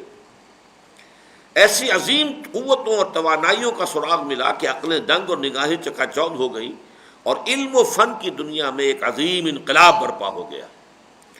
قدرت کے قوانین کی مسلسل دریافت، فطرت کی قوتوں کی پیہم تسخیر. اب یہ جڑتے جو الفاظ آ رہے ہیں تو ذہن میں جمائیے. قدرت کے قوانین کی مسلسل دریافت. اب ایک قانون گریوٹی ہے، یہ تمام جتنے اجسام ہیں ایک دوسرے کو کھینچ رہے ہیں. زمین ہر شے کو کھینچتی ہے اپنی طرف، گریوٹی، فورس آف گریوٹی. کیسے پتہ چلا اس کا؟ آپ کو معلوم ہوگا، لطیفہ ہے، نیوٹن صاحب کہیں بیٹھے ہوئے تھے کسی سیب کے درخت کے نیچے اور وہ سیب کوئی گرا ہے اور آیا ان کے سر پر، وہ چوٹ جو لگی تو اس سے 14 طبق روشن ہو گئے ان کے. یہ مجھ پہ کیوں گرا، اوپر کیوں نہیں گیا؟ یہ آیا نیچے کیوں آیا؟ نہیں معلوم ہوا ہر چیز نیچے آتی ہے. کیوں آتی ہے؟ معلوم ہوا کوئی چیز کھینچتی ہے اس کو. زمین کے اندر کشش ہے، دریافت ہو گئی. کشش زمین، گریوٹی. اسی طرح کہیں چولہے کے اوپر کوئی ہانڈی چڑھی ہوئی تھی، اس کے اوپر ڈھکنا بھی تھا. تھوڑی دیر کے بعد وہ ڈھکنا صاحب ہلنے لگے. یہ کس نے ہلایا اس کو؟ قانون تو نیوٹن کا یہ ہے، everything remains in the state of rest اور of uniform motion along a straight line unless acted upon by an external force. جب تک کہ باہر سے کوئی قوت اس سے نہ آئے، اس کو جنبش نہ دے، اس تک کوئی چیز جنبش نہیں کھا سکتی. ریسٹ میں ہے تو ریسٹ میں رہے گی، چل رہی ہے تو ایک ہی موشن میں چلتی چلی جائے گی، ایک ہی اسٹریٹ لائن کے اندر. تو اب اس کو کس نے ہلایا؟ یہ جو اس کے اوپر جو ڈھکنا تھا، معلوم ہوا یہ بھاپ کی قوت ہے. پانی اندر بھاپ بن رہا ہے آگ کی وجہ سے، اور بھاپ جو ہے اس کا والیوم زیادہ ہے. معلوم ہوا کہ بھاپ کی دریافت ہو گئی. اب بھاپ کی دریافت ہو گئی، اب اس کو ہارنس کرنا تھا صرف، کہ اس کو، اس جن کو جو ہے ہم استعمال کر سکیں. بھاپ ایک جن ہے، اس جن کو ہمیں استعمال کرنا ہے، لہذا انہوں نے اسٹیم انجنز بنا لیے. اللہ اللہ خیر صلی اللہ. اب آپ پانی کو ابال کر بھاپ بنا رہے ہیں، بھاپ سے انجن چلا رہے ہیں، انجن سے گاڑیاں چلا رہے ہیں. خیبر میل کٹاکٹ چلی جا رہی ہے. کس چیز سے چلی جا رہی ہے؟ وہ اس کی وہی بھاپ کا انجن تھا. خیر اب تو جو ہے ڈیزل کے انجن ہے یا اور انجن ہے، لیکن بھاپ کا انجن. تو دریافت، قدرت کے قوانین کی مسلسل دریافت، فطرت کی قوتوں کی پیہم تسخیر، ان قوتوں کو استعمال میں لانا، ٹو ایکسپلائٹ دیم، ان سے فائدہ اٹھانا. اب سٹیم کو ایکسپلائٹ کیا ہے کہ انجن کی شکل دے دی ہے اور انجن کو وہ چلا رہی ہے. اور نت نئی ایجادات و اختراعات نے ایک طرف تو یورپ کو ایک ناقابل شکست قوت بنا دیا، کیونکہ یہ سارا یورپ میں ہو رہا تھا. سارے سائنسدان وہاں پیدا ہوئے، سارے مفکر اور فلسفی پیدا ہوئے. اس وقت ہم بات جو ہے مفکر اور فلسفیوں کی نہیں کر رہے، سائنسدانوں کی کر رہے ہیں، کہ جنہوں نے کائنات اور مادے پر جو ہے تحقیق اور جستجو کا کام شروع کیا. اب یورپ میں ظاہر بات ہے بارود ایجاد ہو گیا. ہم نے تو ایجاد نہیں کیا تھا بارود، انہوں نے بھی پہلی مرتبہ جب انہوں نے استعمال کیا ہوگا بارود. تو اب آپ سوچئے کہ دوسری طرف کی فوج جس کے پاس بارودی کوئی ہتھیار نہیں ہے، وہ کیسے مقابلہ کر سکتی ہے اس کا؟ اس سے ہوتے ہوتے نہ معلوم انہوں نے کیا کچھ ایجاد کر دیا. سیکنڈ ورلڈ وار میں ایٹمک جو ہے دھماکہ کر کے ہیروشیما جو ہے ستیہ ناش کر دیا ان کا. تو اس کا یہ نئے سے نئی جو ہے ان کو ایکسپلائٹ کیا گیا ہے. ایک طرف تو یورپ کو ایک ناقابل شکست قوت بنا دیا، اور دوسری طرف یہ اہم تر اس کا نتیجہ ہے دوسری طرف مادے کی یہ عظمت اور اس کی قوتوں کی یہ سطوت بجائے خود اس امر کی دلیل بنتی چلی گئی کہ اصل قابل التفات شے مادہ ہے نہ کہ روح، اور کائنات اور اس کے قواعد و قوانین ہیں نہ کہ خدا اور اس کی ذات و صفات۔ یہ نقطہ نظر کنفرم ہو گیا، اس لیے کہ اب جب ہم نے یہ چیز ایجاد کر لی، یہ چیز ایجاد کری، وہی جو میں کہہ رہا تھا کہ ہمارا مولوی جو ہے وہ استنجے کے ڈھیلوں کی گنتی سے ابھی نہیں نکلا اور وہ لوگ چاند پر ہوا ہے، وہ کہاں سے کہاں ان کے راکٹ پہنچ رہے ہیں، اور ہم جو ہے وہ نور اور بشر کے چکر ہی سے نہیں نکل پائے۔ باتیں ٹھیک بھی ہے لوگوں کی، لیکن یہ کہ اس سے جو توثیق ہو گئی کہ صاحب واقعتاً اصل شے تو یہ تھی۔ ہمارے لوگ کن باتوں میں لگے رہے، کن چیزوں میں لگے رہے، ان کی تو کوئی اہمیت نہیں، انہوں نے یہ سارا کچھ انکشاف کیا، اکتشافات کیے، ایجادات کی، اور یہ ساری قوتیں جو انہیں ہارنس کیا، ان کو استعمال کیا، اور آج وہ کہاں سے کہاں پہنچ گئے۔ اب یہ تیسری بحث، عالم اسلام پر مغرب کی سیاسی و فکری یورش، یعنی اب جو ہے یورپ میں جو پاور پوٹینشل ڈیولپ ہوا تھا، جیسا کہ میں نے پہلے آپ کو وہ ہسٹوریکل بتایا، وہ پاور پوٹینشل جو ہے، وہ قوت جو ہے، وہ تو اپنی توسیع چاہتی ہے، وہ زمینی راستے سے تو آ نہیں سکتی تھی، اس لیے کہ سلطنت عثمانیہ جو ہے سینٹینل کی حیثیت سے، دربان کی حیثیت سے عالم اسلام کا، ایشیا اور افریقہ کا محافظ بن کر کھڑا ہوا تھا۔ 1492 میں سقوط غرناطہ ہوا، ہسپانیہ ختم ہوا، مسلمانوں کی حکومت 8 سالہ ختم ہو گئی۔ 1498 میں واسکو ڈی گاما نے راستہ نکال لیا، round the Cape of Good Hope, افریقہ کے جنوبی کنارے سے ہو کر اور پھر ہندوستان کی طرف آئے، اور اس سے پھر کولونیل جو سیلاب آیا ہے وہ ایسٹ کی طرف وہ فتح کرتا چلا گیا۔ ادھر جو ہے بعد میں کولمبس گیا، اس نے امریکہ دریافت کر لیا، امریکہ کے وہاں کے اصل رہنے والوں کو مار مار کے ختم کر دیا، اور یورپ سے جا کے قومیں وہاں ساری کی ساری آباد ہو گئی۔ یہ سارا سیلاب مشرق و مغرب دونوں طرف چلا ہے۔ فطرت کی ان نو تسخیر شدہ قوتوں سے مسلح ہو کر مغرب جب مشرق پر حملہ آور ہوا تو دیکھتے ہی دیکھتے ایک سیلاب کے مانند پورے کرۂ ارضی پر چھا گیا، اور مشرقی اقوام اور ان کی عظیم سلطنتیں اور حکومتیں اس سیلاب میں ریت کے کچے گھرونوں کی مانند بہتی چلی گئی۔ کتنے انگریز آئے تھے ہندوستان میں، تجارتی کوٹھیاں بنائی تھیں، کاروبار کرنے آئے تھے، ایسٹ انڈیا کمپنی بنا کے آئے تھے، اور جس طریقے سے مٹھی بھر لوگوں نے پھر ہندوستان کو فتح کیا ہے، لارڈ کلائیو نے شکست دی ہے، اور پھر یہ کہ ایک ایک کر کے تمام جو راجے مہاراجے اور جو بھی نواب تھے سب ختم ہوتے گئے، سلطنت مغلیہ کا آخری چراغ بھی گل ہو گیا۔ اتنی عظیم مملکت ہندوستان کی، اور وہ انگریزوں نے فتح کر لی۔ یہی جاوا، سماٹرا، بورنیو، یہ تمام جو انڈونیشیا، ملیشیا کے ہیں، تو اس میں یہ کہ کچے گھرونوں کے مانند، ریت کے کچے گھرونوں کے مانند بہتی چلی گئی۔ اس سیلاب کا اولین شکار چونکہ مشرق قریب اور مشرق وسطیٰ تھے، جہاں مسلمان آباد تھے۔ اب یورپ سے متصل جو ہے مشرق قریب اور مشرق بعید، یہاں مسلمان آباد تھے، اور مشرق وسطیٰ، لہذا اس کی سخت ترین یورش اسلام اور اہل اسلام پر ہوئی، اور چند ہی سالوں کے اندر اندر پورا عالم اسلام یورپ کے زیر نگی ہو گیا۔ دیکھیے مغرب کی طرف ان کی جو ایکسٹینشن ہوئی تھی، تو وہاں تو چونکہ جو لوگ تھے جاہل تھے، وہاں کوئی تہذیب نہیں تھی، کوئی تمدن خاص نہیں تھا، اس لیے ان کو ختم کر دیا ہے۔ لیکن مشرق میں جو ہے یہ تو تہذیب تھی، تمدن تھا، یہاں کے اپنے جو ہے تمام اصول تھے، علوم تھے، فنون تھے، لہذا اس طریقے سے ایک تصادم تو ہوا، لیکن ختم نہیں ہوئے، مروب ہوئے، مفتوح ہو گئے، شکست خوردہ ہو گئے، وہ اپنی جگہ پر ہے، لیکن خاتمہ نہیں ہوا۔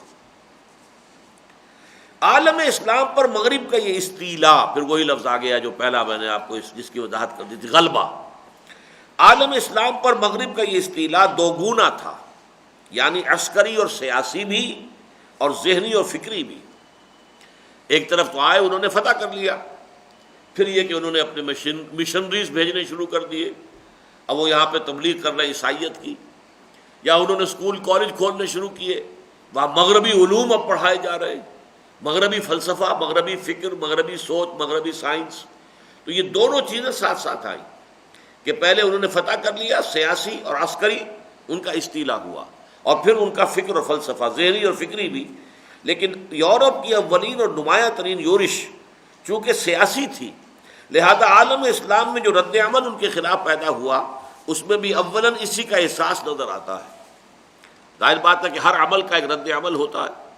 جب عالم اسلام کے اوپر یہ سیاسی طور پر انہوں نے فتح حاصل کی اور عالم اسلام کو اپنا زیر نگی بنا لیا تو اس کے لیے جوابی کارروائیاں، جوابی رد عمل، جوابی تحریکیں جو ہے وہ عالم اسلام میں اٹھی.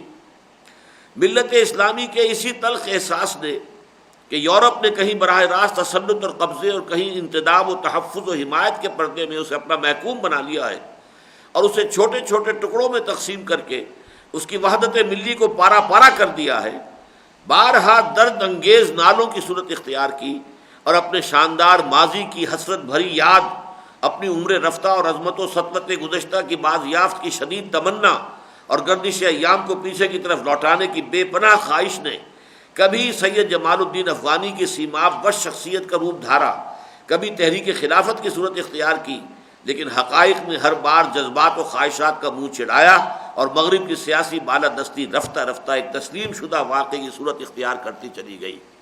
بلکہ اس میں جمع کر لیجئے، سوڈان میں انگریزوں کے خلاف مہدی سوڈانی نے تحریک چلائی، لیبیا میں اطالویوں کے خلاف سنوسی نے تحریک چلائی، جنگیں بھی کی، لڑائی بھی کی، امیر عبد القادر الجزائری نے الجزائر میں کیا، سید احمد بریلوی رحمۃ اللہ علیہ نے ہندوستان میں، کہ پہلے سکھوں سے نبردآزمہ ہو کر اور پورا جو یہ علاقہ ہے اس کو پہلے عالم اسلام میں دارالاسلام بنایا جائے پنجاب کو، اور پھر یہ کہ انگریز کے ساتھ ٹکر لی جائے، کیونکہ اس وقت تک یہاں سکھوں کی حکومت تھی. پھر یہ کہ اسی طریقے سے امام شامل نے جو رشین سیلاب آ رہا تھا اس کے خلاف جہاد کیا.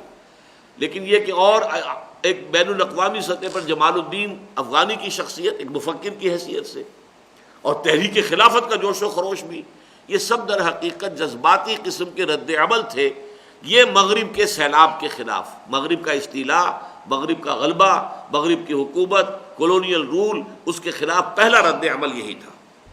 لیکن یہ ساری کوششیں ناکام ہوئی. یورپ بہت مضبوط ہو کر آیا تھا، علم، فن، سائنس، پھر اپنی منظم، اپنی ایک تنظیمی طاقت، یہ تمام چیزیں ایسی تھیں کہ ان کا مقابلہ کرنے کی عالم اسلام میں کہیں بھی وہ تب و تاب نہیں تھی، وہ ہمت نہیں تھی کہ مقابلہ کر سکتے. چنانچہ یہ ساری چیزیں ایک سیلاب کے مانند پھیلتی چلی گئی. اپنے سیاسی تسلط کو مستحکم کرتے ہی یورپ نے دنیا اسلام میں اپنے افکار و نظریات کا پرچار اور اپنے نقطۂ نظر اور طرز فکر کی تبلیغ یعنی ذہنی و فکری تسخیر کا سلسلہ بھی شروع کر دیا. پہلے سیاسی اور عسکری تسخیر کی تھی، فوجوں کے ذریعے سے حکومت اپنی قائم کر لی، لوکل حکومتیں ختم.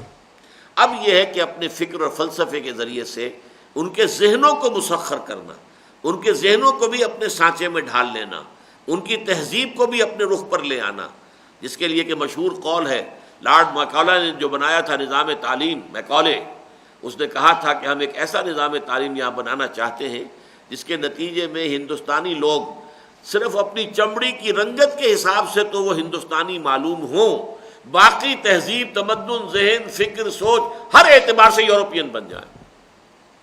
اور یہ ان لوگوں نے کر کے دکھایا. اپنے سیاسی تسلط کو مستحکم کرتے ہی یورپ نے دنیا اسلام میں اپنے افکار و نظریات کا پرچار اور اپنے نقطۂ نظر اور طرز فکر کی تبلیغ یعنی ذہنی و فکری تسخیر کا سلسلہ بھی شروع کر دیا. اب دیکھیے فیکٹرز کچھ گنوا رہا ہوں میں جس کی وجہ سے انہیں اپنی اس مقصد میں مہم میں کامیابی حاصل ہوئی. کیوں ہوئی؟ نمبر 1، نگاہیں مغرب کی مادی ترقی سے پہلے ہی خیرہ ہو چکی تھی، مبہوت ہو چکے تھے ہم ان کی ترقی. اس کی وجہ سے ایک مرعوب ذہنیت کے تحت ہم نے ان کے خیالات، ان کے نظریات اور ان کے طرز فکر کو اپنانا شروع کر دیا. پھر زندہ قوموں میں کچھ بنیادی انسانی اوصاف لازماً موجود ہوتے، منظم ہیں، وقت کی پابندی کرتے ہیں. دیکھیے صاحب جو ہے ڈپٹی کمشنر 9 بجے کا وقت ہے تو ٹھیک 9 بجے دفتر میں موجود ہوتا ہے اور سارا دن کام کرتا ہے. اس حوالے سے ان کے اندر نظم، ڈسپلن، اس کو دیکھا تو اس سے اور مروبیت میں اضافہ ہوا. کچھ ان کی بنا پر مروبیت میں اضافہ ہوا. نتیجتاً ایک مرعوب اور شکست خوردہ ذہنیت کے ساتھ مسلمانان عالم کے سواد اعظم نے مغربی افکار و نظریات کو جوں کا توں قبول کرنا اور حرز جاں بنانا شروع کر دیا. مثلا یہ کہ ہندوستان کے اعتبار سے اب انگریز جو لے کر آیا ان کی تہذیب، جو انداز فکر ہمارا ہو گیا تھا، اس کو بہت خوبصورت انداز میں کہا ہے اکبر الہ آبادی نے، چیز وہ ہے بنے جو یورپ میں، اور بات وہ ہے جو پانیئر میں چھپے. یعنی انگریزی اخبار نکلا تھا الہ آباد سے پانیئر، تو یہ کہ اردو اخبارات وغیرہ میں تو بکواس ہوتی ہے، اصل تو بات ہوتی ہے تو وہ کہ جو پانیئر میں چھپتی ہے. اور ہماری کیا چیزیں ہیں، مصنوعات ہیں، چیزیں تو وہ ہیں جو یورپ میں بنتی ہیں. یہ ساری مرغوبیت خالص فلسفہ و عمرانیات کے میدان میں تو چونکہ خود مغرب میں بھی بے شمار مکاتب فکر موجود تھے، لہذا ان کے بارے میں تو پھر بھی کسی قدر قیل و قال اور رد و قدح یا کم از کم ترجیح و انتخاب کا معاملہ کیا گیا. لیکن سائنس چونکہ بالکل حتمی اور قطعی تھی، سائنس تو کہتی ہے کہ پانی بنا ہوا ہے ہائیڈروجن اور آکسیجن سے، اور وہ پھاڑ کر دکھا دیتے، لو دیکھو ہم نے اس کا جو ہے الیکٹرالسس کر دیا ہے، یہ گیس ہو گئی علیحدہ، ہائیڈروجن علیحدہ اور آکسیجن علیحدہ، ثابت کر دی. تو سائنس تو ٹھوس ہے، اس کے تمام نتائج جو ہے وہ ویریفائبل ہیں، تجربے کے ذریعے سے ان کو ہم ثابت کر سکتے ہیں. آکسیجن اور ہائیڈروجن کو ملا کر پانی بنا سکتے ہیں، پانی کو پھاڑ کر آکسیجن اور ہائیڈروجن بنا سکتے ہیں. اس لیے جہاں تک فکر اور فلسفے کا تعلق تھا، وہ میں نے عرض کیا کہ وہ تو چونکہ یورپ میں بھی بہت سے مکاتب فکر تھے، 11 تو گنوائے ہیں چشتی صاحب نے، لہذا کوئی کسی کی طرف زیادہ ہو گیا، کوئی لاجیکل پازیٹیوسٹ ہو گیا، کوئی ایگزسٹینشلسٹ ہو گیا، کوئی امپیریسسٹ ہو گیا، کوئی ایگنوسٹک ہو گیا، کوئی اسکیپٹک ہو گیا، وغیرہ وغیرہ وغیرہ وغیرہ. اگرچہ سب کا نقطہ نظر ایک ہی ہے، بنیادی نقطہ نظر وہی ہے کہ اس میں اصل اہمیت جو ہے کائنات کی ہے، خدا کی نہیں. اصل اہمیت باڈی اور میٹر کی ہے، روح کی نہیں. اصل اہمیت حیات دنیاوی کی ہے، حیات اخروی کی نہیں. یہ ان میں مشترک چیز ہے. لیکن یہ جیسا کہ میں نے عرض کیا کہ فلسفے کے میدان میں تو وہاں پر بھی بہت سے مکاتب فکر تھے، لہذا اس میں کچھ نہ کچھ رد و قدا، ایک کو ترجیح دینا، دوسرے کو پیچھے ڈال دینا، یہ ہوا. یہ سائنس حتمی شے تھی، لیکن سائنس چونکہ بالکل حتمی اور قطعی تھی اور اس کے نتائج بالکل محسوس و مشہود تھے، اور اس میدان میں چون و چرا کی کوئی گنجائش موجود نہیں تھی، لہذا اس کا استقبال بالکل وحی آسمانی کی طرح ہوا، اور اس کے نتیجے میں غیر شعوری طور پر ملحدانہ نقطہ نظر اور مادہ پرستانہ طرز فکر رفتہ رفتہ عالم اسلام کے تمام سوچنے سمجھنے والے لوگوں کی ذہنوں میں سرایت کرتا چلا گیا. یہ ہے در حقیقت جو انقلاب پیدا ہوا ہے ہماری ذہنی اور فکری سطح پر. سائنس کی مرغوبیت اس کی آ جائے گی، اس کی ایک نہایت عمدہ مثال سر سید احمد خان ہے، لیکن وہ آگے آ جائے گا. اور خدا کے بجائے کائنات، روح کی بجائے مادے اور حیات اخروی کے بجائے حیات دنیاوی کی اہمیت پوری امت مسلمہ، حتیٰ کہ اس کے خاصے دیندار اور مذہبی مزاج کے لوگوں کے نزدیک بھی مسلم ہوتی چلی گئی. سائنس کی مرغوبیت اور مغرب کے ان علوم اور فنون کا جو غلبہ استیلا ہوا، اس کے نتیجے. اب اس کا رد عمل جو ہوا، مدافعت، مسلمانوں نے اس صورتحال کا مقابلہ کس طور سے کیا. مدافعت کی اولین کوششیں اور ان کا ماحصل، ابتدائی کوششیں کیا تھیں اور ان کا نتیجہ کیا نکلا. مغربی فلسفہ و فکر کی اس یلغار کے مقابلے میں اسلام کی جانب سے مدافعت کی کوششیں بھی اس دوران میں ہوئیں، اور بہت سے دردمند دین و مذہب سے قلبی لگاؤ رکھنے والے لوگوں نے ان کے تحفظ کی سعی کی. تحفظ و مدافعت کی کوششیں دو طرح کی تھیں، ایک وہ کہ جن میں محض تحفظ پر قناعت کی گئی، اور دوسرے وہ جن میں مدافعت کے ساتھ ساتھ مصالحت اور کسر و انکسار کی روش بھی اختیار کی گئی. اس کو ذرا نقطے کو اچھی طرح سمجھ لیجئے. ایک فکر تو یہ پیدا ہوا کہ بھائی اب یہ سائنس آئی ہے تو ہمیں سائنس کو پڑھنا چاہیے، ان کے جو فکر ہے، فلسفہ ہے، اس کو بھی پڑھیں، اس میں جو غلط چیزیں چھوڑ دیں، جو صحیح چیزیں اختیار کر لیں. باقی سائنس میں تو کوئی شک ہے ہی نہیں، سائنس تو پڑھنی ہے. ایک نقطہ نظر یہ پیدا ہوا کہ نہیں، اگر ہم نے اس قدم میں، اس راستے میں قدم رکھ دیا تو ان کا فکر بھی ہم پر چھا جائے گا، ان کی تہذیب بھی ہمارے اوپر مسلط ہو جائے گی، اور ہم بالکل ان کے رنگ میں رنگے جائیں گے. لہذا ایک پیور ڈیفنس، ہم نہ انگریزی پڑھیں گے، نہ سائنس پڑھیں گے، نہ فلسفہ پڑھیں گے، ہم تو اپنے کونوں خدروں میں بیٹھ جائیں گے، قال اللہ و قال رسول کے مدرسے قائم کریں گے، اپنی نوجوان نسل کو اللہ اور اس کے رسول کے ساتھ کچھ نہ کچھ متعلق رکھیں گے، اپنی مسجدوں کو آباد رکھیں گے، ہم تو یہ کام کریں گے. لیکن دوسری طرف یہ تھا کہ نہیں بھائی، ایک نئی چیز ہے، you have to face the facts. حقیقت سے گریز کا تو کوئی فائدہ نہیں ہے. اب تو وہ آ گیا ہے. اگر کبوتر جو ہے وہ اپنی آنکھیں بند کر لے، بلی کو نہیں دیکھنا چاہتا، تو بلی معدوم تو نہیں ہو جائے گی، بلی تو جھپٹے گی اس کے اوپر. لیکن وہ دیکھنا نہیں چاہتا، بلی کو آنکھیں بند کر لیتا، تو آنکھیں بند کرنے سے بچت تو نہیں ہوگی. تم اگر اپنے آپ کو اس طریقے سے اپنے کہیں کونوں خطروں میں محصور کر کے بٹھا لو گے تو اس سے یہ سیلاب جو آ رہا ہے یہ تو نہیں رکے گا. یہ دو ہیں مختلف نقطۂ نظر، اور ان دونوں کے نمائندے پھر ہندوستان میں، ایک نقطۂ نظر کا نمائندہ دارالعلوم دیوبند بنا اور دوسرے نقطۂ نظر کا نمائندہ یونیورسٹی علی گڑھ، مسلم یونیورسٹی علی گڑھ بنی. اور پھر دیوبند کی بھی بیٹیاں جو ہے پورے ہندوستان کے اندر پھیل گئیں، دارالعلوم، اور علی گڑھ مسلم یونیورسٹی کی بیٹیاں، اسلامیہ کالج پشاور، اسلامیہ کالج لاہور، اسلامیہ کالج فلاں، اسلامیہ ہائی اسکول، اسلامیہ کالج، یہ ساری چیزیں جو یہ کیا تھیں؟ یہ در حقیقت علی گڑھ کی بیٹیاں ہیں. اور وہ جو ہے مدارس دارالعلوم، یہ جو آپ کے یہاں پہ موجود ہے، اشرفیہ ہے، جامعہ مدنیہ ہے، جامعہ فلاں ہے، یہ سب کیا ہے؟ یہ در حقیقت دارالعلوم دیوبند کی بیٹی ہے.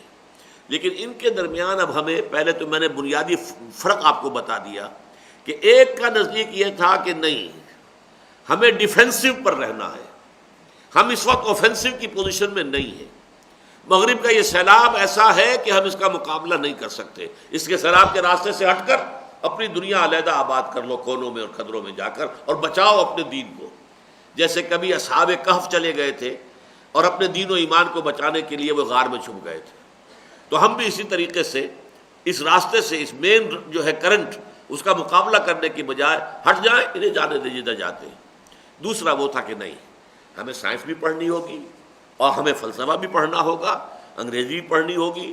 ان میں یہ بات بھی تھی انگریزی نہیں پڑھیں گے تو ہندو تو پڑھ رہے ہیں، وہ آگے نکل جائیں گے، ساری سرکاری ملازمتیں ان کی ہوں گی، گورنمنٹ آفیسرز وہی ہوں گے، اور تم تو پلے دار بن کر رہ جاؤ گے، صرف مزدوری کرو گے اور کیا کرو گے پھر؟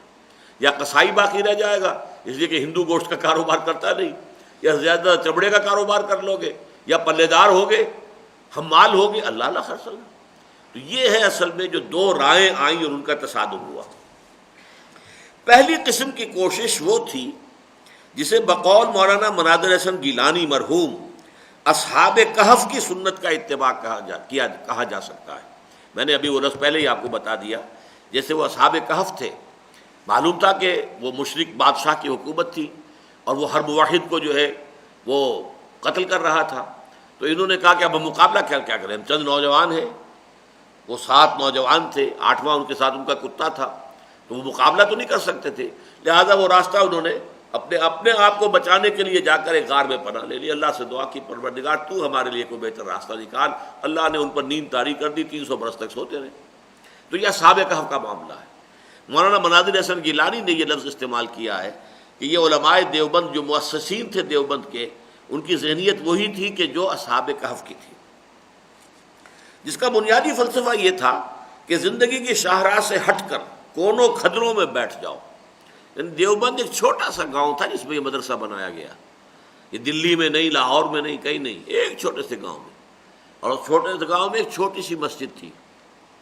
اس چھوٹی سی مسجد میں کوئی کمرہ نہیں بنا تھا. ایک انار کا درخت تھا، اس انار کے درخت کے نیچے ایک استاد ایک شاگرد سے دیوبند شروع ہو گئے. دونوں کا نام محمود، استاد کا نام بھی محمود اور شاگرد کا نام بھی محمود. اور جو شاگرد تھے، یہ پہلے دارالعلوم دیوبند کے پہلے شاگرد، پہلے طالب علم محمود حسن، اور وہی ہیں جو پھر شیخ الہند بنے ہیں، جنہیں میری رائے میں، جنہیں میں سمجھتا ہوں کہ وہ 14ویں صدی ہجری کے مجدد اعظم تھے رحمۃ اللہ علیہ. اس کا بنیادی فلسفہ یہ تھا کہ زندگی کی شاہراہ سے ہٹ کر کونوں خدروں میں بیٹھ جاؤ اور اپنے دین و ایمان کو بچانے کی فکر کرو. اس قسم کی کوششیں اگرچہ بظاہر نری فراریت کا مظہر نظر آتی ہیں. فراریت یعنی بھاگ جانا، not to face the reality. آپ چاہتے ہیں کہ جو حقیقت ہے اس کو فیس کرنے کی بجائے، اس کا مقابلہ کرنے کی بجائے، اس کا مواجہہ کرنے کی بجائے بچ کر کونے میں جا کر بیٹھ جائیں. تو یہ اسکیپزم ہے. لیکن در حقیقت ان کی اساس اس خالص حقیقت پسندی اور اس اعتراف پر تھی کہ مغرب کی اس یلغار کے کھلے مقابلے کی سکت اس وقت عالم اسلام میں نہیں ہے. لہذا ایک ہی راستہ کھلا ہے، اور وہ یہ کہ اس سیلاب کے راستے سے ہٹ جایا جائے اور ہر طرح کے طعن و استہزاء کو انگیز کرتے ہوئے ایمان کی سلامتی کی فکر کی جائے۔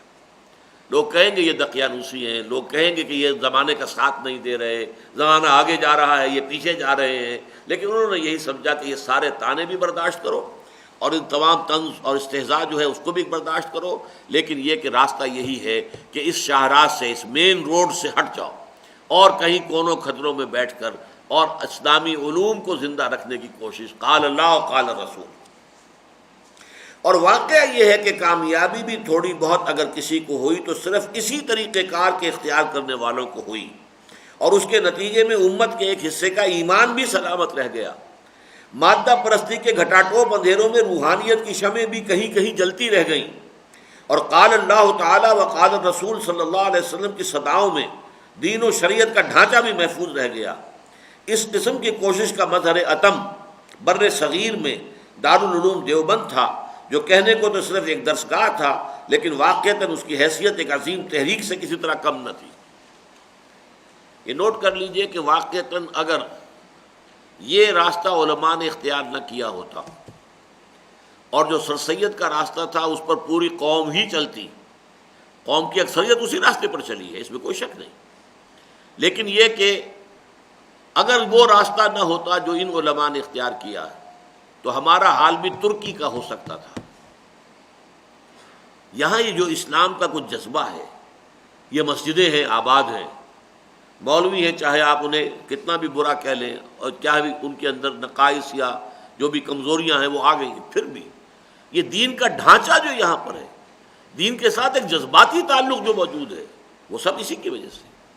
ورنہ یہ ہے کہ یہاں پر الحاد آتا، اور جو حال ترکی میں ہوا ہے، جو اکثر عرب ممالک میں ہو چکا ہے، شمالی افریقہ کے جو ممالک ہیں ان میں اکثر و بیشتر پورے کے پورے رنگے گئے مغربی تہذیب میں، کچھ نہیں باقی بچا ہے۔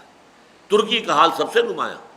تو اس حوالے سے ان کو یقیناً یہ کہ یہ فائدہ ہوا ہے کہ ان کے ذریعے سے کچھ نہ کچھ، جو میں پھر دوبارہ پڑھ رہا ہوں، اس کے نتیجے میں امت کے ایک حصے کا ایمان بھی سلامت رہ گیا، مادہ پرستی کے گھٹاٹوپ اندھیروں میں روحانیت کی شمعیں بھی کہیں کہیں جلتی رہ گئیں، اور قال اللہ تعالی و قال رسول صلی اللہ علیہ وسلم کی صداؤں میں دین و شریعت کا ڈھانچہ بھی محفوظ رہ گیا۔ اس قسم کی کوشش کا مظہر عتم بر صغیر، اب میں نے یہ لفظ چھوڑ دیا ہے بر صغیر کا استعمال، بر عظیم اب کہتا ہوں میں۔ یہ تو چونکہ سن 67 کی تحریر ہے تو اسی طرح چل رہی ہے۔ اصل میں یہ پروفیسر اسلم صاحب ہوتے تھے پنجاب یونیورسٹی میں ہسٹری کے، ان کی یہ بات تھی اور مجھے دل کو لگی کہ صحیح کہتے ہیں۔ بر اعظم جو ہے وہ کانٹیننٹ ہے، تو اس سے چھوٹا ایک بڑا ملک، چھوٹا بر اعظم یوں سمجھیے اسے، سب کانٹیننٹ کہتے ہیں اسے، تو یہ بر عظیم کہلائے گا۔ بر صغیر چھوٹی خشکی، وہ تو کوئی چھوٹا سا جزیرہ ہوگا وہ بھی بر صغیر ہے، لیکن در حقیقت ہندوستان جتنا بڑا ملک ہے، سب کانٹیننٹ اسے جب کہتے ہیں تو اس کے لیے صحیح لفظ جو ہے بر عظیم ہے۔ اب میں بر عظیم لکھتا ہوں، بر صغیر نہیں۔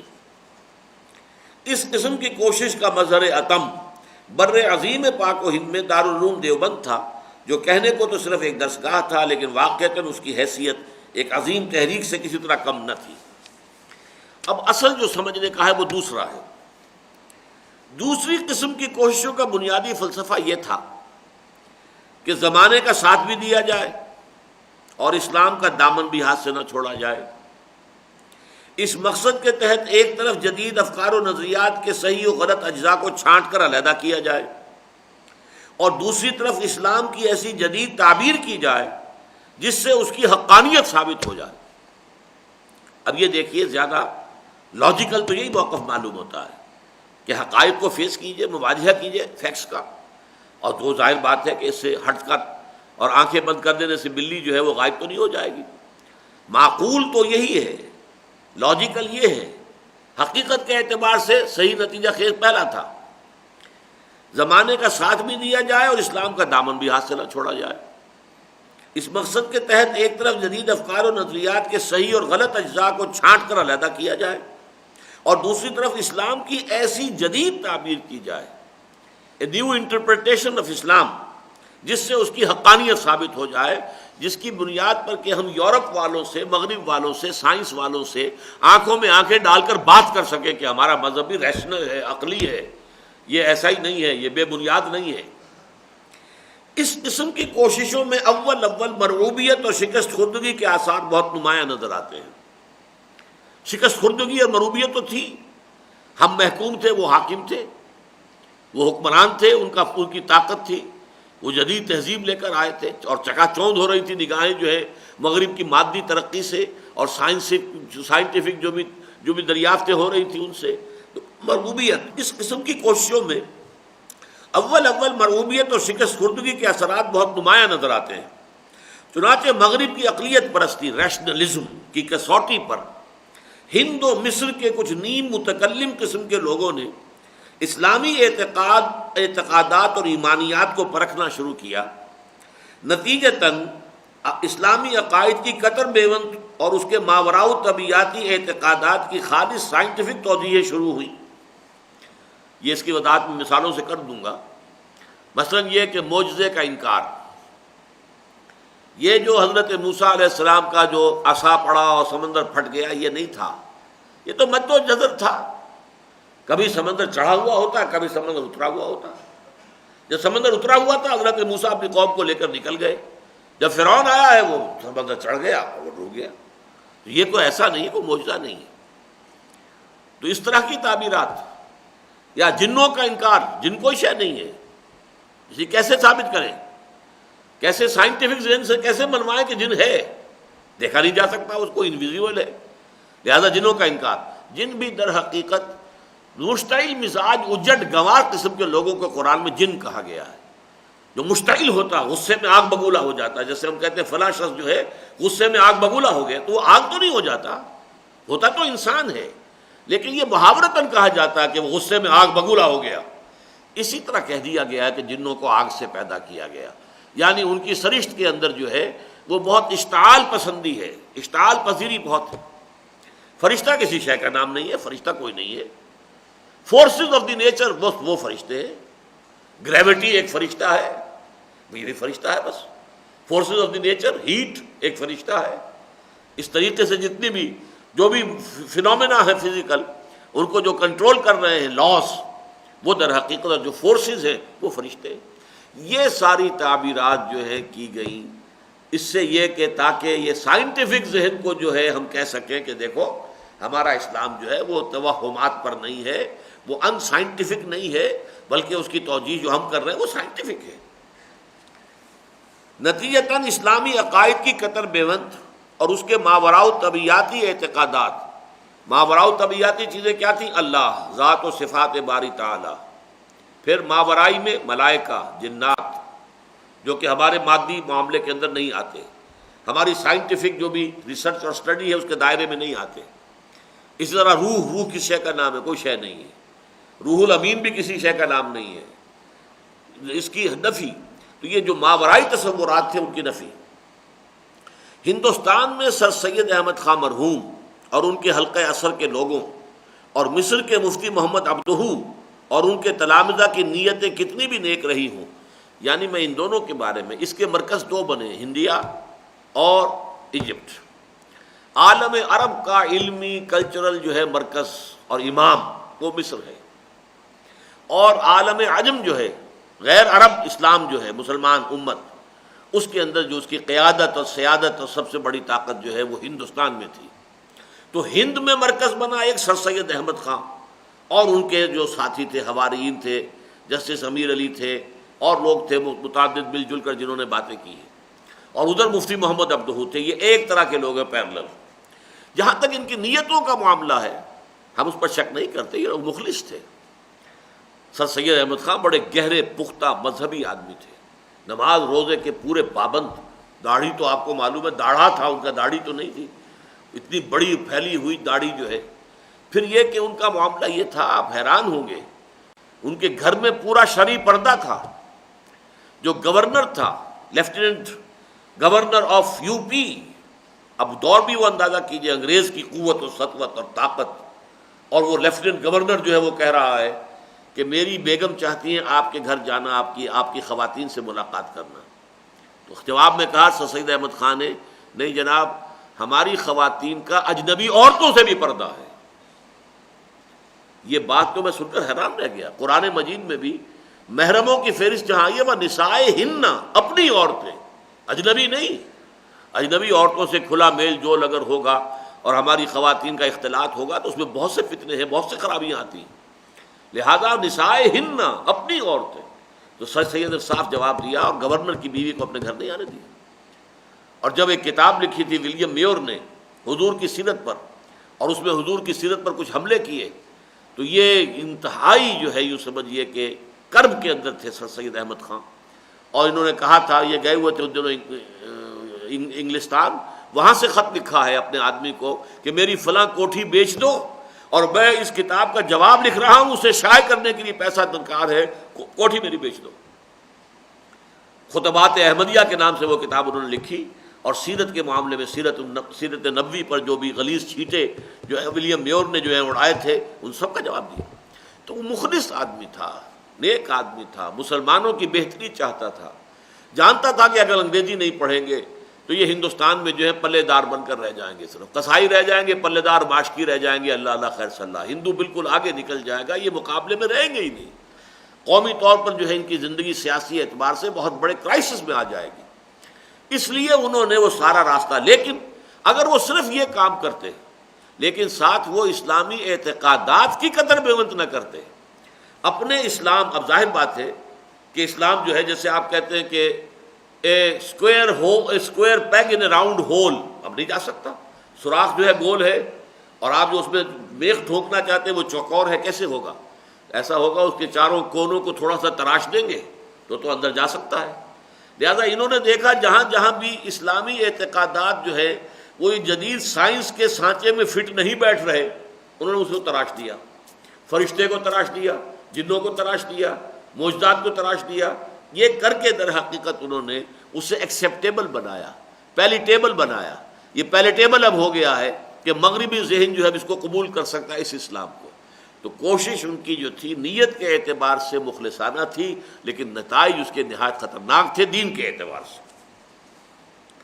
ہندوستان میں سر سید احمد مرحوم اور ان کے حلقہ اثر کے لوگوں اور مصر کے مفتی محمد عبدہ اور ان کے تلامذہ کی نیتیں کتنی بھی نیک رہی ہوں اور انہوں نے کتنے ہی خلوص کے ساتھ اس کی کوشش کی ہو کہ اسلام کی جدید تعبیر اور ماڈرن توجیہ کر کے اسے اس قابل بنایا جائے کہ وہ زمانے کا ساتھ دے سکے اور اس کے حلقہ بگوش اسے اپنے ساتھ لے کر ترقی کی اس راہ پر گامزن ہو سکیں جسے یورپ نے اختیار کیا تھا، لیکن یہ بہرحال امر واقعہ ہے کہ ان کی ان کوششوں سے دین و مذہب کی جان نکل کر رہ گئی اور مغرب کی مادہ پرستانہ ذہنیت کے تحت مذہب کا ایک کم و بیش لا مذہبی ایڈیشن تیار ہوا، جس کا اگر کوئی فائدہ ہوا تو صرف یہ کہ بہت سے ایسے لوگوں کو جو ذہن و فکر کے اعتبار سے ہی نہیں، تہذیب و تمدن کے اعتبار سے اور لحاظ سے بھی خالص یورپین بن چکے تھے، اپنے اوپر سے اسلام کا لیبل اتارنے کی ضرورت نہ پڑی اور وہ مسلم قومیت کے حلقے میں شامل رہ گئے اور دین کا یہ جدید ایڈیشن ان کی جانب سے مغرب کی خدمت میں بطور معذرت پیش ہو گیا۔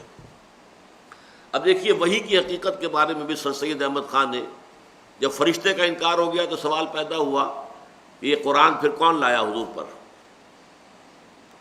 جبریل امی تو کوئی شے نہیں ہے۔ جبریل امی قرآن و پیغام نمی خواہم، سر سید احمد خان کا شعر ہے یہ، بڑا ویسے شاعری کے اعتبار سے اور فنی اعتبار سے بڑا اونچا شعر ہے۔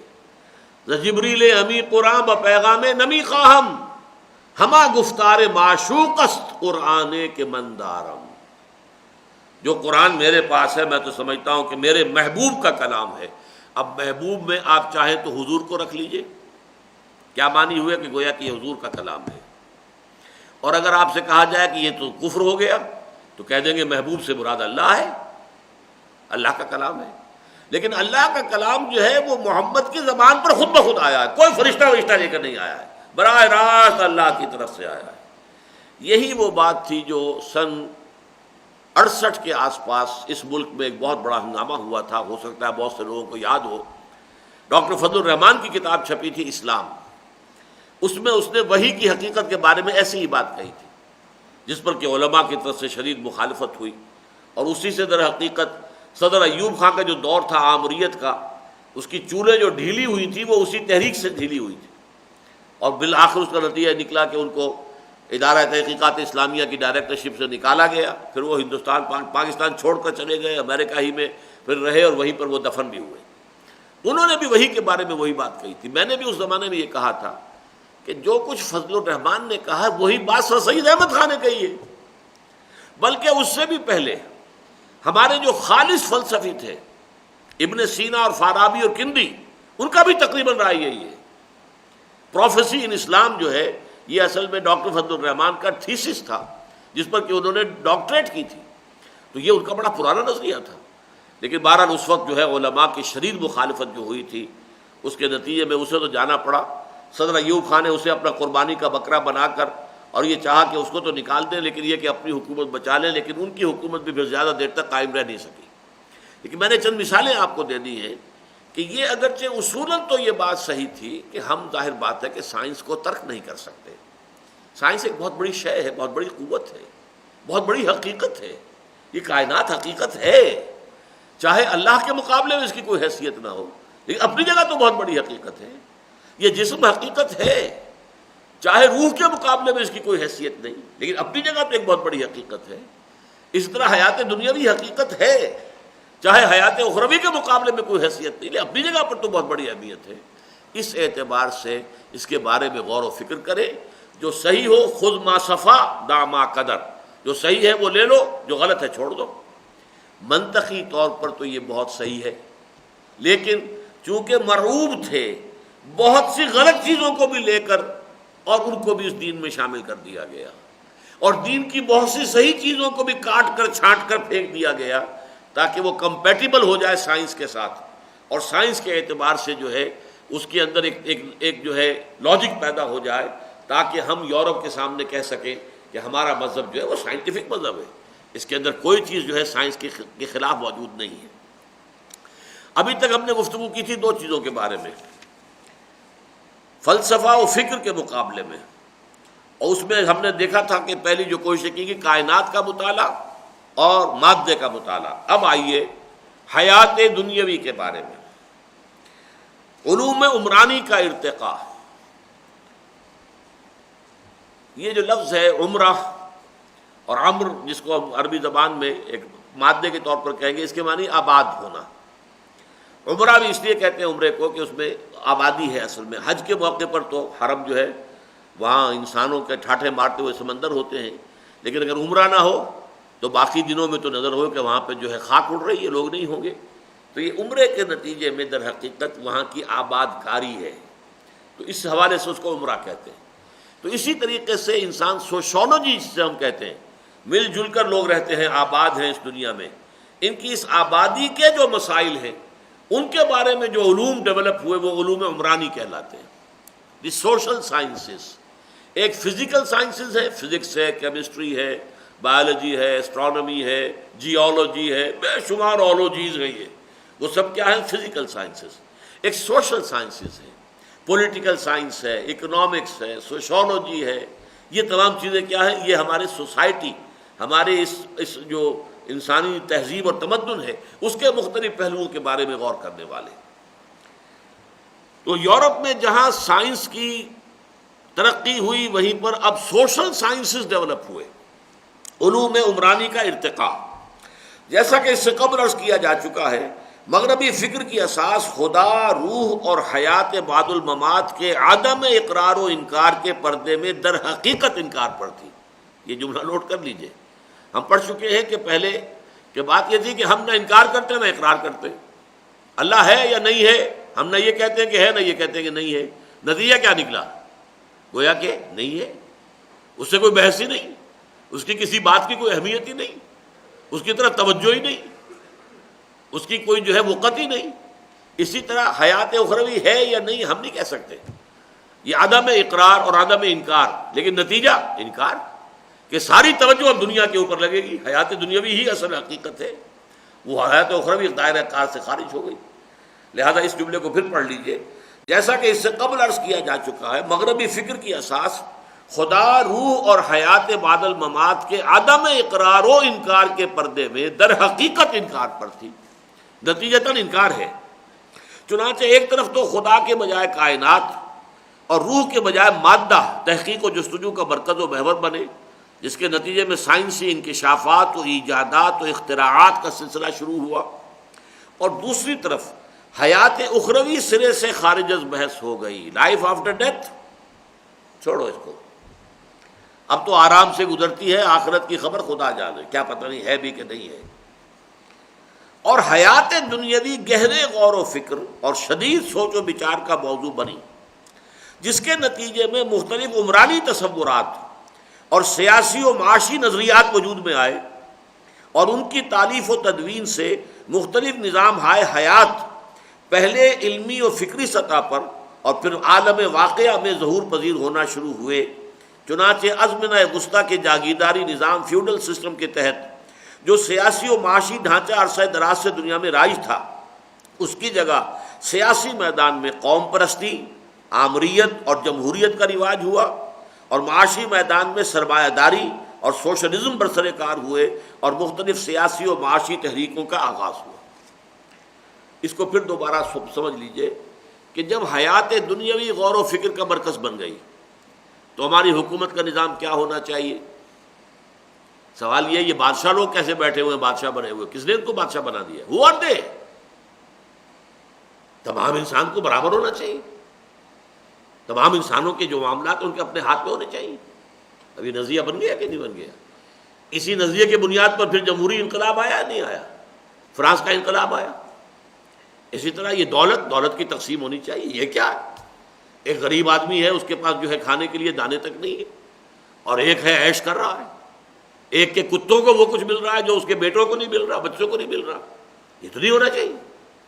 یہ جو تصورات ہیں، اکنامکس کیا ہے، دولت کسے کہتے ہیں، دولت کیسے پیدا ہوتی ہے، اور پھر یہ کہ اس کے اندر کس کا کتنا حق ہے، لیبرر کا کتنا حق ہے. لیبرر کی لیبر ہے جس سے کہ پیسہ بنتا ہے، اور وہ جو کارخانے دار ہے اس کی ملائی ساری خود کھاتا ہے، اور اس کو صرف چھاچ کے اوپر رکھا دیتا ہے. اس کی تو صرف ڈیلی ویج مل گئی، اللہ اللہ خیر صلی اللہ، باقی اس کی محنت نہ ہوتی تو کیسے کمائی کر لیتا. یہ ساری چیزیں جو چلی ہیں یورپ کے اندر، تو اس کے مختلف نظریات سامنے آئے. نیشنلزم، ایک ملک کے رہنے والوں کو ایک قوم ہونا چاہیے. اسی میں آمریت، ایک لیڈر ایسا ہونا چاہیے جس کا حکم سب مانے تاکہ قوم جو ہے وہ تکڑی ہو جائے. آپ کو معلوم ہے فاشزم اور ہٹلر کا نظام، نازیزم، اور جو بھی دوسرا اٹلی کے اندر جو کھڑا ہوا بہت بڑا جو ڈکٹیٹر تھا، یہ سب کیا، یہ تمام تصورات. اور ہر چیز کے لیے پھر جب ڈائلیکٹیکل میٹیریلزم کی بنیاد پر مارکسزم ایک فلسفے کے طور پر سامنے آیا، اس کی بنیاد پر انقلاب آیا فرانس کے اندر، اس کے اندر روس کے اندر بولشوک ریولوشن. یہ کھچڑی جو ہے، اس کو میں نے یہاں اس جملے میں بیان کیا ہے کہ جب توجہ ہو گئی حیات دنیاوی پر تو اس کے مسائل پر غور و فکر شروع ہوا، اس کے بارے میں نظریات وجود میں آئے، ان نظریات کی بنیاد پر تحریکیں چلی، ان تحریکوں کے نتیجے میں انقلابات آئے، اور مختلف نظام ہائے حیات کا تصور پیدا ہوا. جیسے آج امریکہ کہتا ہے کہ ہمارا نظام بہترین ثابت ہو گیا اس لیے کہ کمیونزم جو ہے فیل ہو گیا. وہ دیکھو مرا پڑا ہے کمیونزم. معلوم ہوا ہمارا نظام اور ان کا نظام کیا ہے، اس میں سیکولرزم ہے، ڈیموکریسی ہے اور کیپٹلزم ہے. تین چیزوں سے ملا ہوا ان کا ایک نظام ہے. سیکولرزم کہ مذہب کا کوئی تعلق سیاست سے نہیں، ریاست علیحدہ ہے، مذہب علیحدہ ہے، نمبر ایک. نمبر دو، ڈیموکریسی، لوگوں کے حق ہاتھ میں اختیار ہے، وہ ووٹ دیں گے، جس کو ووٹ دیں گے وہی حکومت کرے گا، وہ صدر ہوگا، اور اسی کے ہاتھ میں اختیارات ہوں گے، وہی پارلیمنٹ چنیں گے، وہی کانگریس کا انتخاب کریں گے، وغیرہ وغیرہ. اور کیپٹلزم، پیسہ اور سود کی بنیاد پر کاروبار چلے گا، کارخانے لگیں گے، بڑے بڑے بزنس ہوں گے، اور اس سے یہ ہے کہ ہماری معیشت جو ہے فری مارکیٹ اکانومی اور ڈیمانڈ اینڈ سپلائی کی بنیاد پر قیمتوں کا فکس ہونا، یہ ساری چیزیں، ہائر اینڈ فائر، یہ تمام چیزیں جو ہیں یہ کیپٹلزم کے جو اجزاء ہیں. تو یہ نظام بنے دنیا کے اندر، اور تحریکیں چلیں، کہیں نازی تحریک چل رہی ہے، کہیں بولشوک موومنٹ چل رہی ہے، جس کے نتیجے میں روس میں انقلاب آ رہا ہے. اس سے پہلے فرانس میں انقلاب آیا تھا، شہنشاہیت ختم ہو گئی، ورنہ اس سے پہلے کیا تھا، پوری دنیا میں ایک ہی نظام تھا، فیوڈل سسٹم. اوپر بادشاہ ہے، بادشاہ کے نیچے منصبدار ہیں، جیسے کہ مغلیہ کیا تھا، 30,000 منصبدار، 20,000 منصبدار، 10,000 منصبدار، 5,000 منصبدار، بڑے بڑے جاگیردار ہوتے تھے یہ. اور ان کی ڈیوٹی یہ ہوتی تھی، تمہیں 20,000 سپاہی اپنے پاس رکھنے ہوں گے تیار، جب بھی ہم بلائیں گے فوراً لے کر آنا ہوگا. اس کے لیے اتنا بڑا علاقہ ہم تمہیں دے دیتے ہیں اس کے تمام کسانوں سے خراج تم لو، ان سے جو بھی لگان ہے وہ تم وصول کرو، اس سے تم اپنا خرچہ بھی چلاؤ اور اپنی جو فوج تمہیں مینٹین کرنی اس کا خرچہ چلاؤ، اسی میں سے ہمارے پاس بھی بھیجو تاکہ ہمارے عیش جو ہیں اور ہمارے محل کے جو اخراجات ہیں وہ بھی پورے ہوں۔ یہ نظام تھا پوری دنیا میں۔ یورپ میں لارڈز اینڈ بیرنز، یہ بڑے بڑے جاگیردار، ان کے اوپر بادشاہ صاحب بیٹھے ہوئے ہوتے تھے۔ ہندوستان میں اسی طریقے سے بادشاہ ہے اور اس کے نیچے یہ جاگیردار اور یہ بڑے بڑے منصبدار جو ہے بیٹھے۔ لیکن اس کے بعد جب غور کیا لوگوں نے انسانی زندگی کے نظام کے بارے میں اور اس میں کچھ ویلیوز کہ کچھ انصاف ہونا چاہیے بھائی، کوئی برابری ہونی چاہیے، تمام انسان برابر ہیں، یہ کیا کوئی حاکم ہے کوئی محکوم ہے اور کوئی ہیوز میں ہے کوئی ہیو ناٹس میں ہے، کوئی بھوکا مر رہا ہے اور کسی کو کھا کھا کر بدہضمی ہو گئی ہے، یہ شکل نہیں ہونی چاہیے۔ اس کے نتیجے میں پھر یہ سارے نظریے اور یہ سارے نظام اور ان نظاموں کو قائم کرنے کے لیے تحریکیں چلیں۔ تو ان تین الفاظ کو اچھی طرح نوٹ کر لیجیے، تب اگلی بحث کی طرف ہم بڑھیں گے۔ نظریہ، نظریے پر نظام، نظام کے لیے تحریک، بات سمجھ میں آ رہی ہے؟ جیسے مارکسزم ایک نظریہ ہے، اس مارکسزم کے نظریے پر نظام کمیونزم کا، کمیونزم کو قائم کرنے کے لیے کمیونسٹ پارٹی قائم ہوئی، ریولوشن برپا کیا، کمیونسٹ ریولوشن۔ نظریہ، نظام اور تحریک، ایک نظریہ ایک فلسفہ، اس فلسفے کے مطابق ایک نظام بنے گا، اس نظام کو قائم کرنے کے لیے موومنٹ ہوگی، تحریک ہوگی، ایک انقلاب برپا کیا جائے گا۔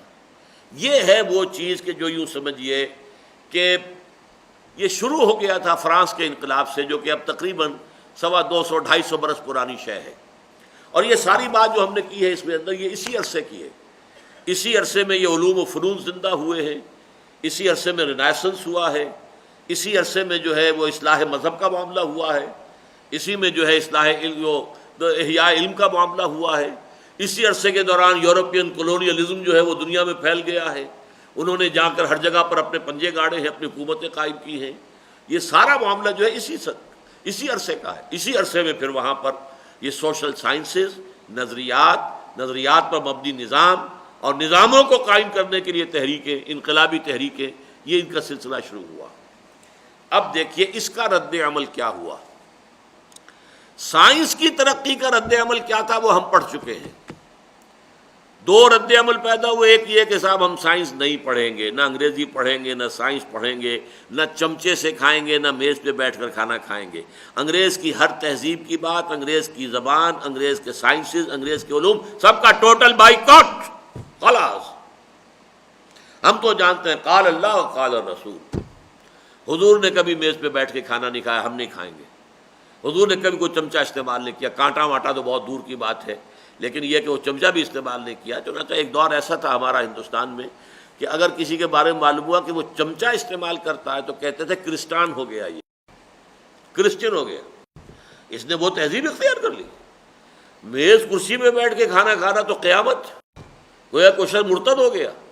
تو انگریزی تہذیب سے اتنی نفرت پیدا کی علماء نے، اور اس کی وجہ سے یہ، جیسا کہ میں نے عرض کیا، کہ پازیٹو نتائج نکلے کہ وہ اسلام کے عقائد کا کچھ نہ کچھ تحفظ ہوا، کوئی مدرسے، کوئی مسجدیں آباد ہوئیں، کچھ نہ کچھ لوگوں کے اندر جو ہے دین کے ساتھ ایک تعلق قائم رہ گیا۔ ورنہ یہ کہ جو اکثر و بیشتر عرب ممالک کا حال ہوا اور سب سے بڑھ کر ترکی کا ہوا، وہی حال ہمارا ہو جاتا۔ دوسرا کیا تھا، نہیں بھائی سائنس بھی پڑھو، لیکن دیکھو سائنس میں جو غلط شے ہے وہ ہٹا دو، جو صحیح ہے وہ لے لو۔ مغربی فلسفہ بھی پڑھو، اس میں بھی جو غلط شے ہے اس کو پھینک دو، خذ ما صفا دا ما قدر۔ لیکن یہ کہ اس کا نتیجہ کیا نکلا، چونکہ مرعوب تھے تو مغرب کی بہت سی غلط چیزوں کو بھی صحیح میں شامل کر دیا اور دین کی بہت سی صحیح چیزوں کو بھی کاٹ کر پھینک دیا، یہ اس کا نتیجہ نکلا۔ اب یہ ہے کہ سوشل سائنسز کا جو ارتقاء ہوا اور اس کے نتیجے میں تحریکیں چلیں اور اس کے نتیجے میں انقلابات ہوئے، تو اس کا کیا رد عمل عالم اسلام پر ہوا۔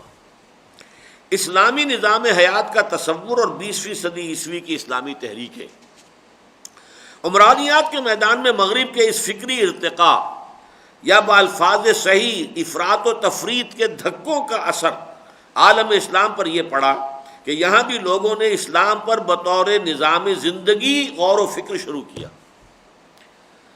افراط و تفریط کے لفظ کو سمجھ لیجئے۔ افراط کہتے ہیں کسی چیز کا بہت ہو جانا، اور تفریط اس کے برعکس کسی شے میں بہت کمی کر دینا، افراط و تفریط۔ یہ عربی اور قرآن کی بھی اصطلاح ہے، یہ مفرطون اور ما فرطنا فی کتاب من شیء، یہ دونوں الفاظ آئے ہیں، تو کوئی محتاط بہت اور کہیں اس کی نفی۔ تو ہوا کیا، ایک طرف پینڈولم گیا تو بادشاہت ختم، جمہوریت آ گئی، جمہوریت کے ساتھ سرمایہ داری آ گئی، اب اس کا رد عمل ہوا، پینڈولم ادھر گیا، اب کمیونزم کا انقلاب آ گیا۔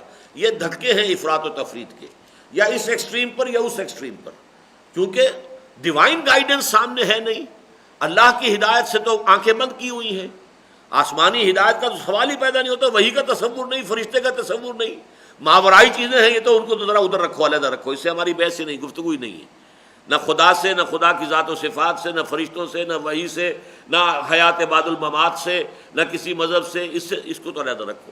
اب سارا معاملہ جب انسان اپنی عقل سے لے کر چلے گا تو ظاہر بات ہے کہ اس میں تو شہزور اپنے زور میں گرتا ہے مثل برق، آپ تیزی کے ساتھ ایک طرف جا رہے ہیں تو آپ کا کسی مڈل پوائنٹ پر رکنا بڑا مشکل ہے، آپ تیزی میں آگے نکل جائیں گے۔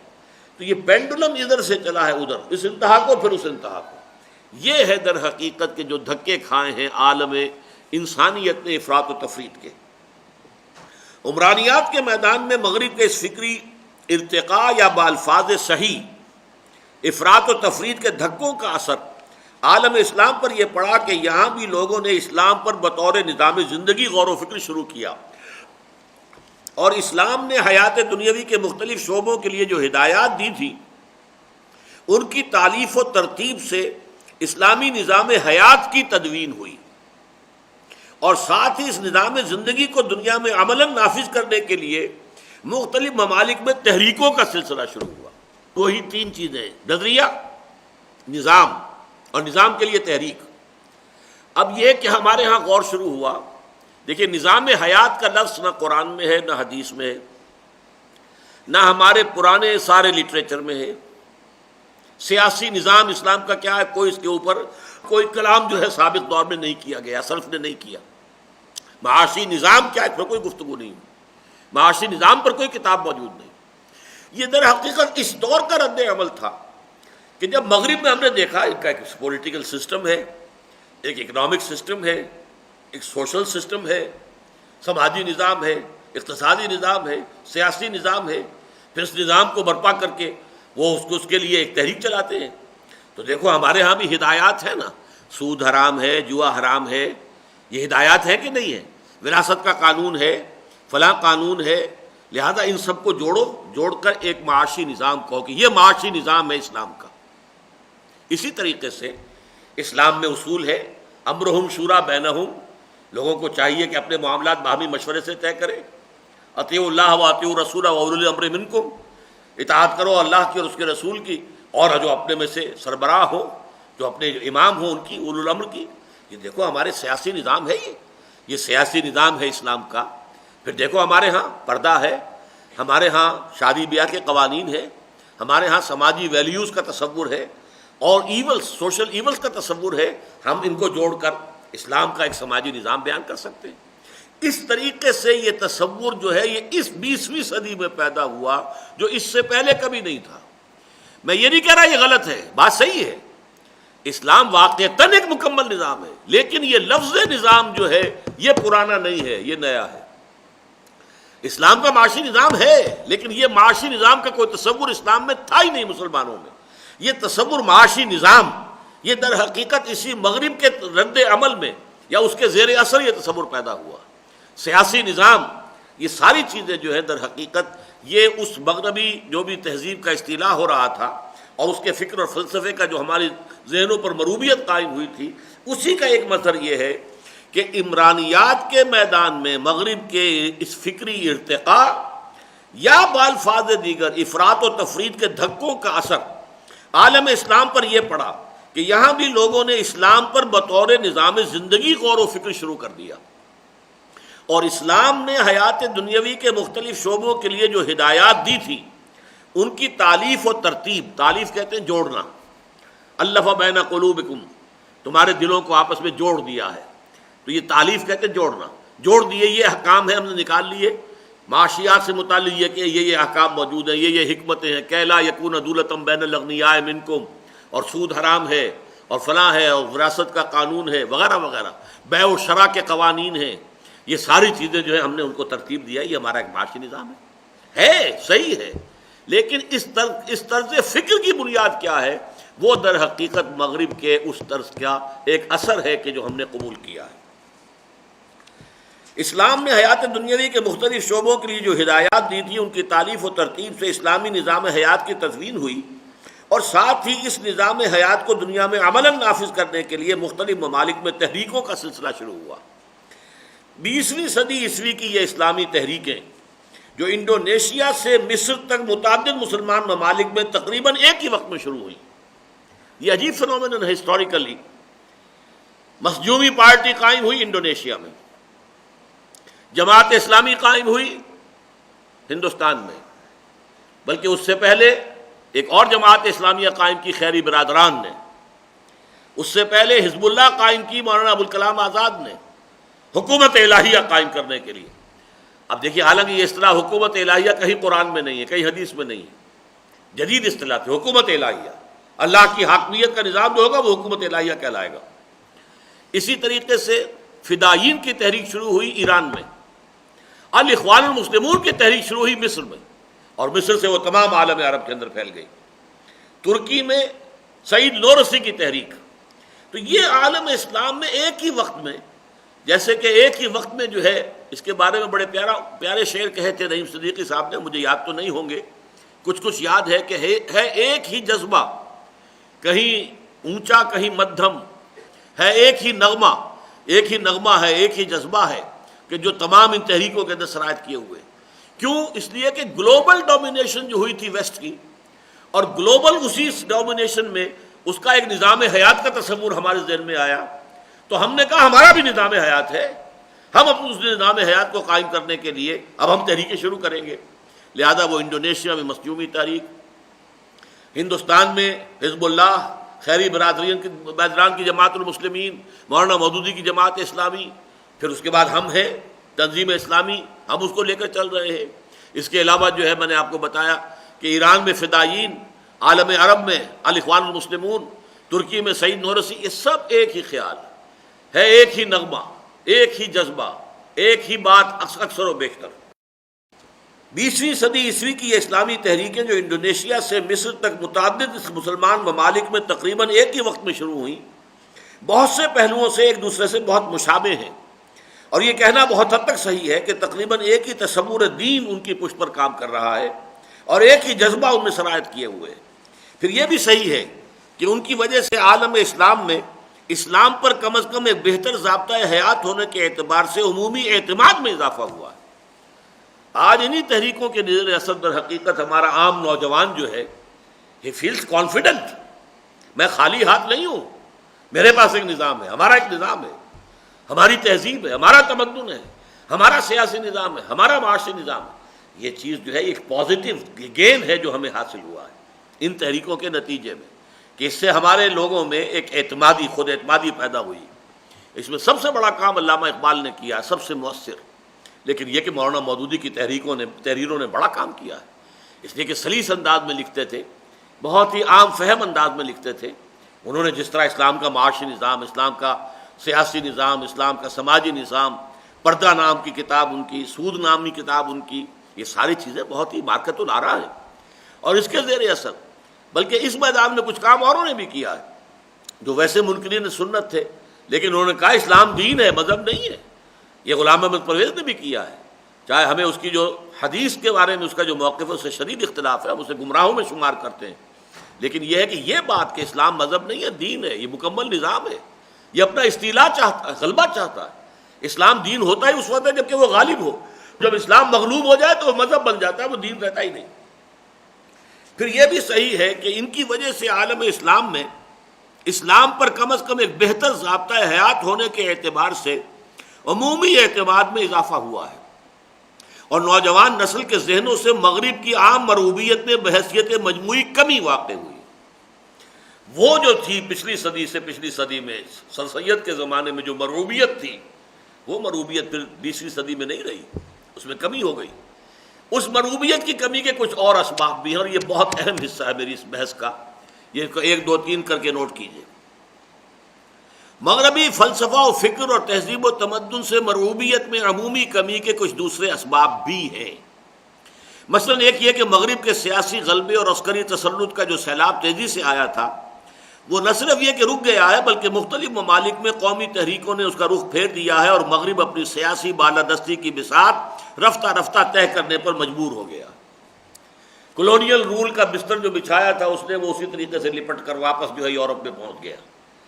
یہ برطانیہ جو ہے، جو نیچے میں نے لکھا ہے، دولت برطانیہ نے جس طرح رفتہ رفتہ اپنی عظمت کی بساط لپیٹی ہے وہ تو اس دور کا ایک نہایت عبرت انگیز واقعہ ہے۔ وہ سلطنت کے جس پر کبھی سورج غروب نہیں ہوتا تھا اب وہ خود غروب ہو گئی، اس کی کوئی حیثیت ہی نہیں رہی۔ اب تو وہ امریکہ جو ہے اس سے کچھ سپورٹ کرتا ہے تو اس کی کوئی حیثیت بنی ہوئی ہے، ورنہ اس کی واقعتاً اپنی بنیاد پر کوئی حیثیت نہیں۔ تو پہلا سبب تو یہ میں نے گنا ہے، ایک یہ کہ مغرب کے سیاسی غلبے اور عسکری تسلط کا جو سیلاب تیزی کے ساتھ آیا تھا نہ صرف یہ کہ رک گیا ہے بلکہ مختلف ممالک میں قومی تحریکوں نے اس کا رخ پھیر دیا اور مغرب اپنی سیاسی بالادستی کی بساط رفتہ رفتہ طے کرنے پر مجبور ہو گیا۔ اور اگرچہ تحفظ و حمایت کے پردے میں، سیاسی بالادستی اور تعاون و امداد کے پردے میں معاشی تفوق و برتری کے بندھن ابھی باقی ہیں، تاہم تقریباً پورا عالم اسلام مغربی طاقتوں کی براہ راست محکومی سے آزادی حاصل کر چکا ہے۔ یہ ہمارے سے جو مدد کر رہے ہیں، مدد کے ذریعے سے در حقیقت ہمیں جکڑا ہوا ہے سودی قرضوں کے اندر، IMF، ورلڈ بینک کے، یہ سب کچھ ہے ابھی۔ گویا کہ ایک طرح کی ہماری جو ہے محکومیت باقی ہے، ایک اعتبار سے ہم ان کے دست نگر ہیں، ان کے شکنجے میں جکڑے ہوئے ہیں، لیکن براہ راست غلامی سے تو بہرحال آزاد ہوئے ہیں۔ دوسرے یہ کہ مغربی تہذیب و تمدن کا کھوکھلا پن تجربے سے ثابت ہو گیا اور خود مغرب میں محسوس کیا گیا کہ اس کی بنیاد غلط اور تعمیر کج ہے۔ خصوصاً مادہ پرستانہ الحاد جب اپنی منطقی انتہا کو پہنچا اور اس کی کوکھ سے سوشلزم اور کمیونزم نے جنم لیا اور انہوں نے انسانیت کی بچی کھچی اقدار کو بھی ٹھوس معاشی مسئلے کی بھیڑ چڑھانا شروع کیا تو خود مغرب پریشان ہو گیا اور وہاں نہ صرف انسانیت بلکہ دوی آباد میں روحانیت کا نام بھی لیا جانے لگا۔ یہ جو مادہ پرستانہ فکر جو یورپ میں چلا تھا اس کی منطقی انتہا ہے ڈائلیکٹیکل میٹیریلزم، اور اس کا نتیجہ ہے کمیونزم۔ کمیونزم نے آ کر مذہب کی سرے سے نفی کر دی، مذہب کو افیون قرار دیا، اوپیم آف دی ماسز، اور جو بھی اقدار تھیں جو یورپ میں اور ویسٹ میں بہت ہی عمدہ آزادی آزادی آزادی، وہ آزادی کیا ہے؟ آپ کو معلوم ہے کہ رشیا میں، USSR میں تو کوئی آزادی نہیں تھی، آزادی اظہار رائے، آزادی تنظیم قطعاً نہیں، no freedom of association, no freedom of expression, کام کرو، اجرت لو، کھاؤ، رات کو سو جاؤ، اللہ اللہ خیر سلام۔ تو نتیجہ کیا نکلا کہ یورپ نے جب دیکھا کہ یہ تو سیلاب اور ہی آ گیا، یہ بلا ہمارے سر پر پڑ گئی، وہاں اس لیے کہ انہوں نے کم سے کم مذہب کو کسی نہ کسی درجے میں اپنے ہاں برقرار رکھا تھا، اپنے چرچ آباد رکھے تھے، اپنا کوئی نہ کوئی مذہبی چیزیں تھیں، ایک ریچول کی حیثیت سے بہرحال اس کو برقرار رکھا تھا، لیکن اس نے آگے جب سب کی صفائی کرنی شروع کی تو پھر انہیں جو ہے انہوں نے بھی انسانیت کا اور انسانی جو اور روحانیت کی بھی باتیں کرنی شروع کی۔ چنانچہ آپ میں سے اکثر لوگوں کے تو علم میں نہیں ہوگا، میرے زندگی کے تجربات میں یہ mid 50s کا جو دور ہے اس میں مغرب جو ہے بہت ہی خوف زدہ تھا کمیونزم سے، سیلاب تیزی کے ساتھ آ رہا تھا اور ڈر رہے تھے یہ کہ ہمارے یہ سارے کے سارے کچے گھروندے جو ہیں یہ بہہ جائیں گے۔ دوسری طرف یہ ہے کہ خلا کی تسخیر میں روس آگے نکل گیا تھا، امریکہ گھبرا رہا تھا کہ خلا کے اوپر تو اب اس کا قبضہ ہے، سب سے پہلے ایسٹروناٹس جو ہیں رشینز گئے تھے۔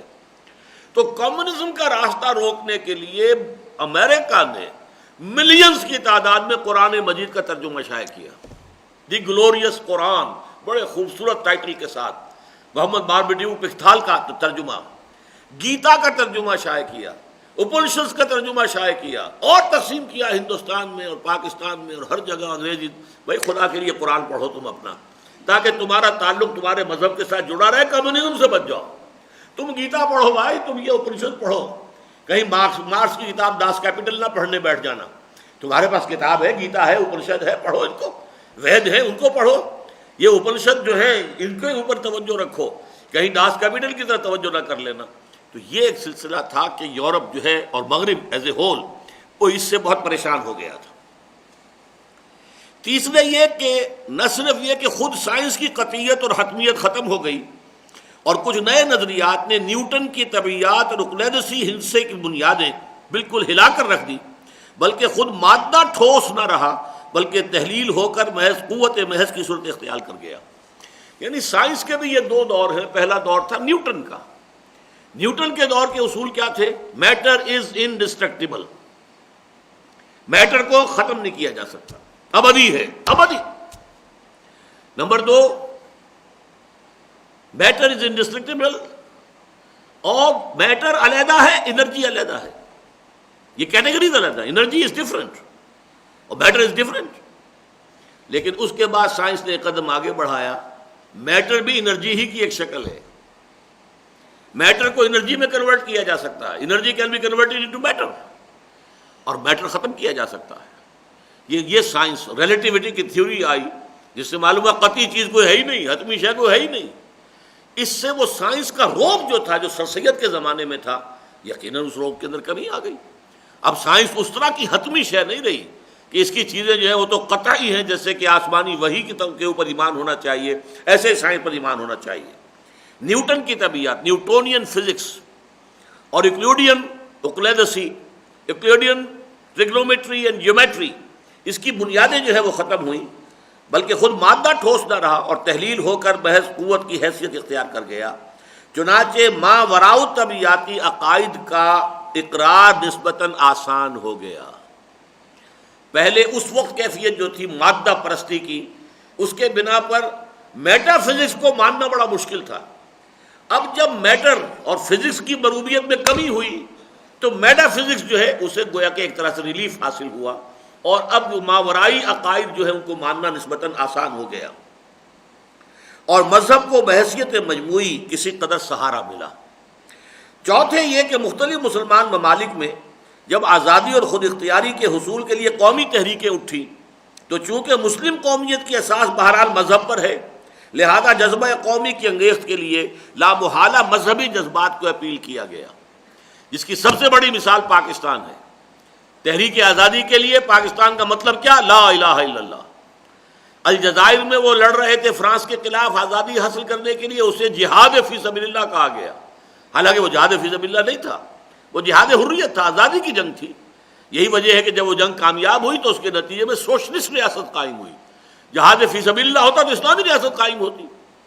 پاکستان کا مطلب کیا؟ لا الہ الا اللہ، جس سے احیاء اسلام کے تصور کو تقویت پہنچی۔ یعنی جب یہ تصورات پیدا ہوئے، آزادی کی تحریکوں میں مذہب کا نعرہ لگا، تو اس سے یہ کہ دل میں ایک امنگ پیدا ہوئی کہ ہمیں اب اسلام کو زندہ کر کے واقعتاً ایک نظام کی حیثیت سے دنیا میں قائم کر کے دکھانا چاہیے۔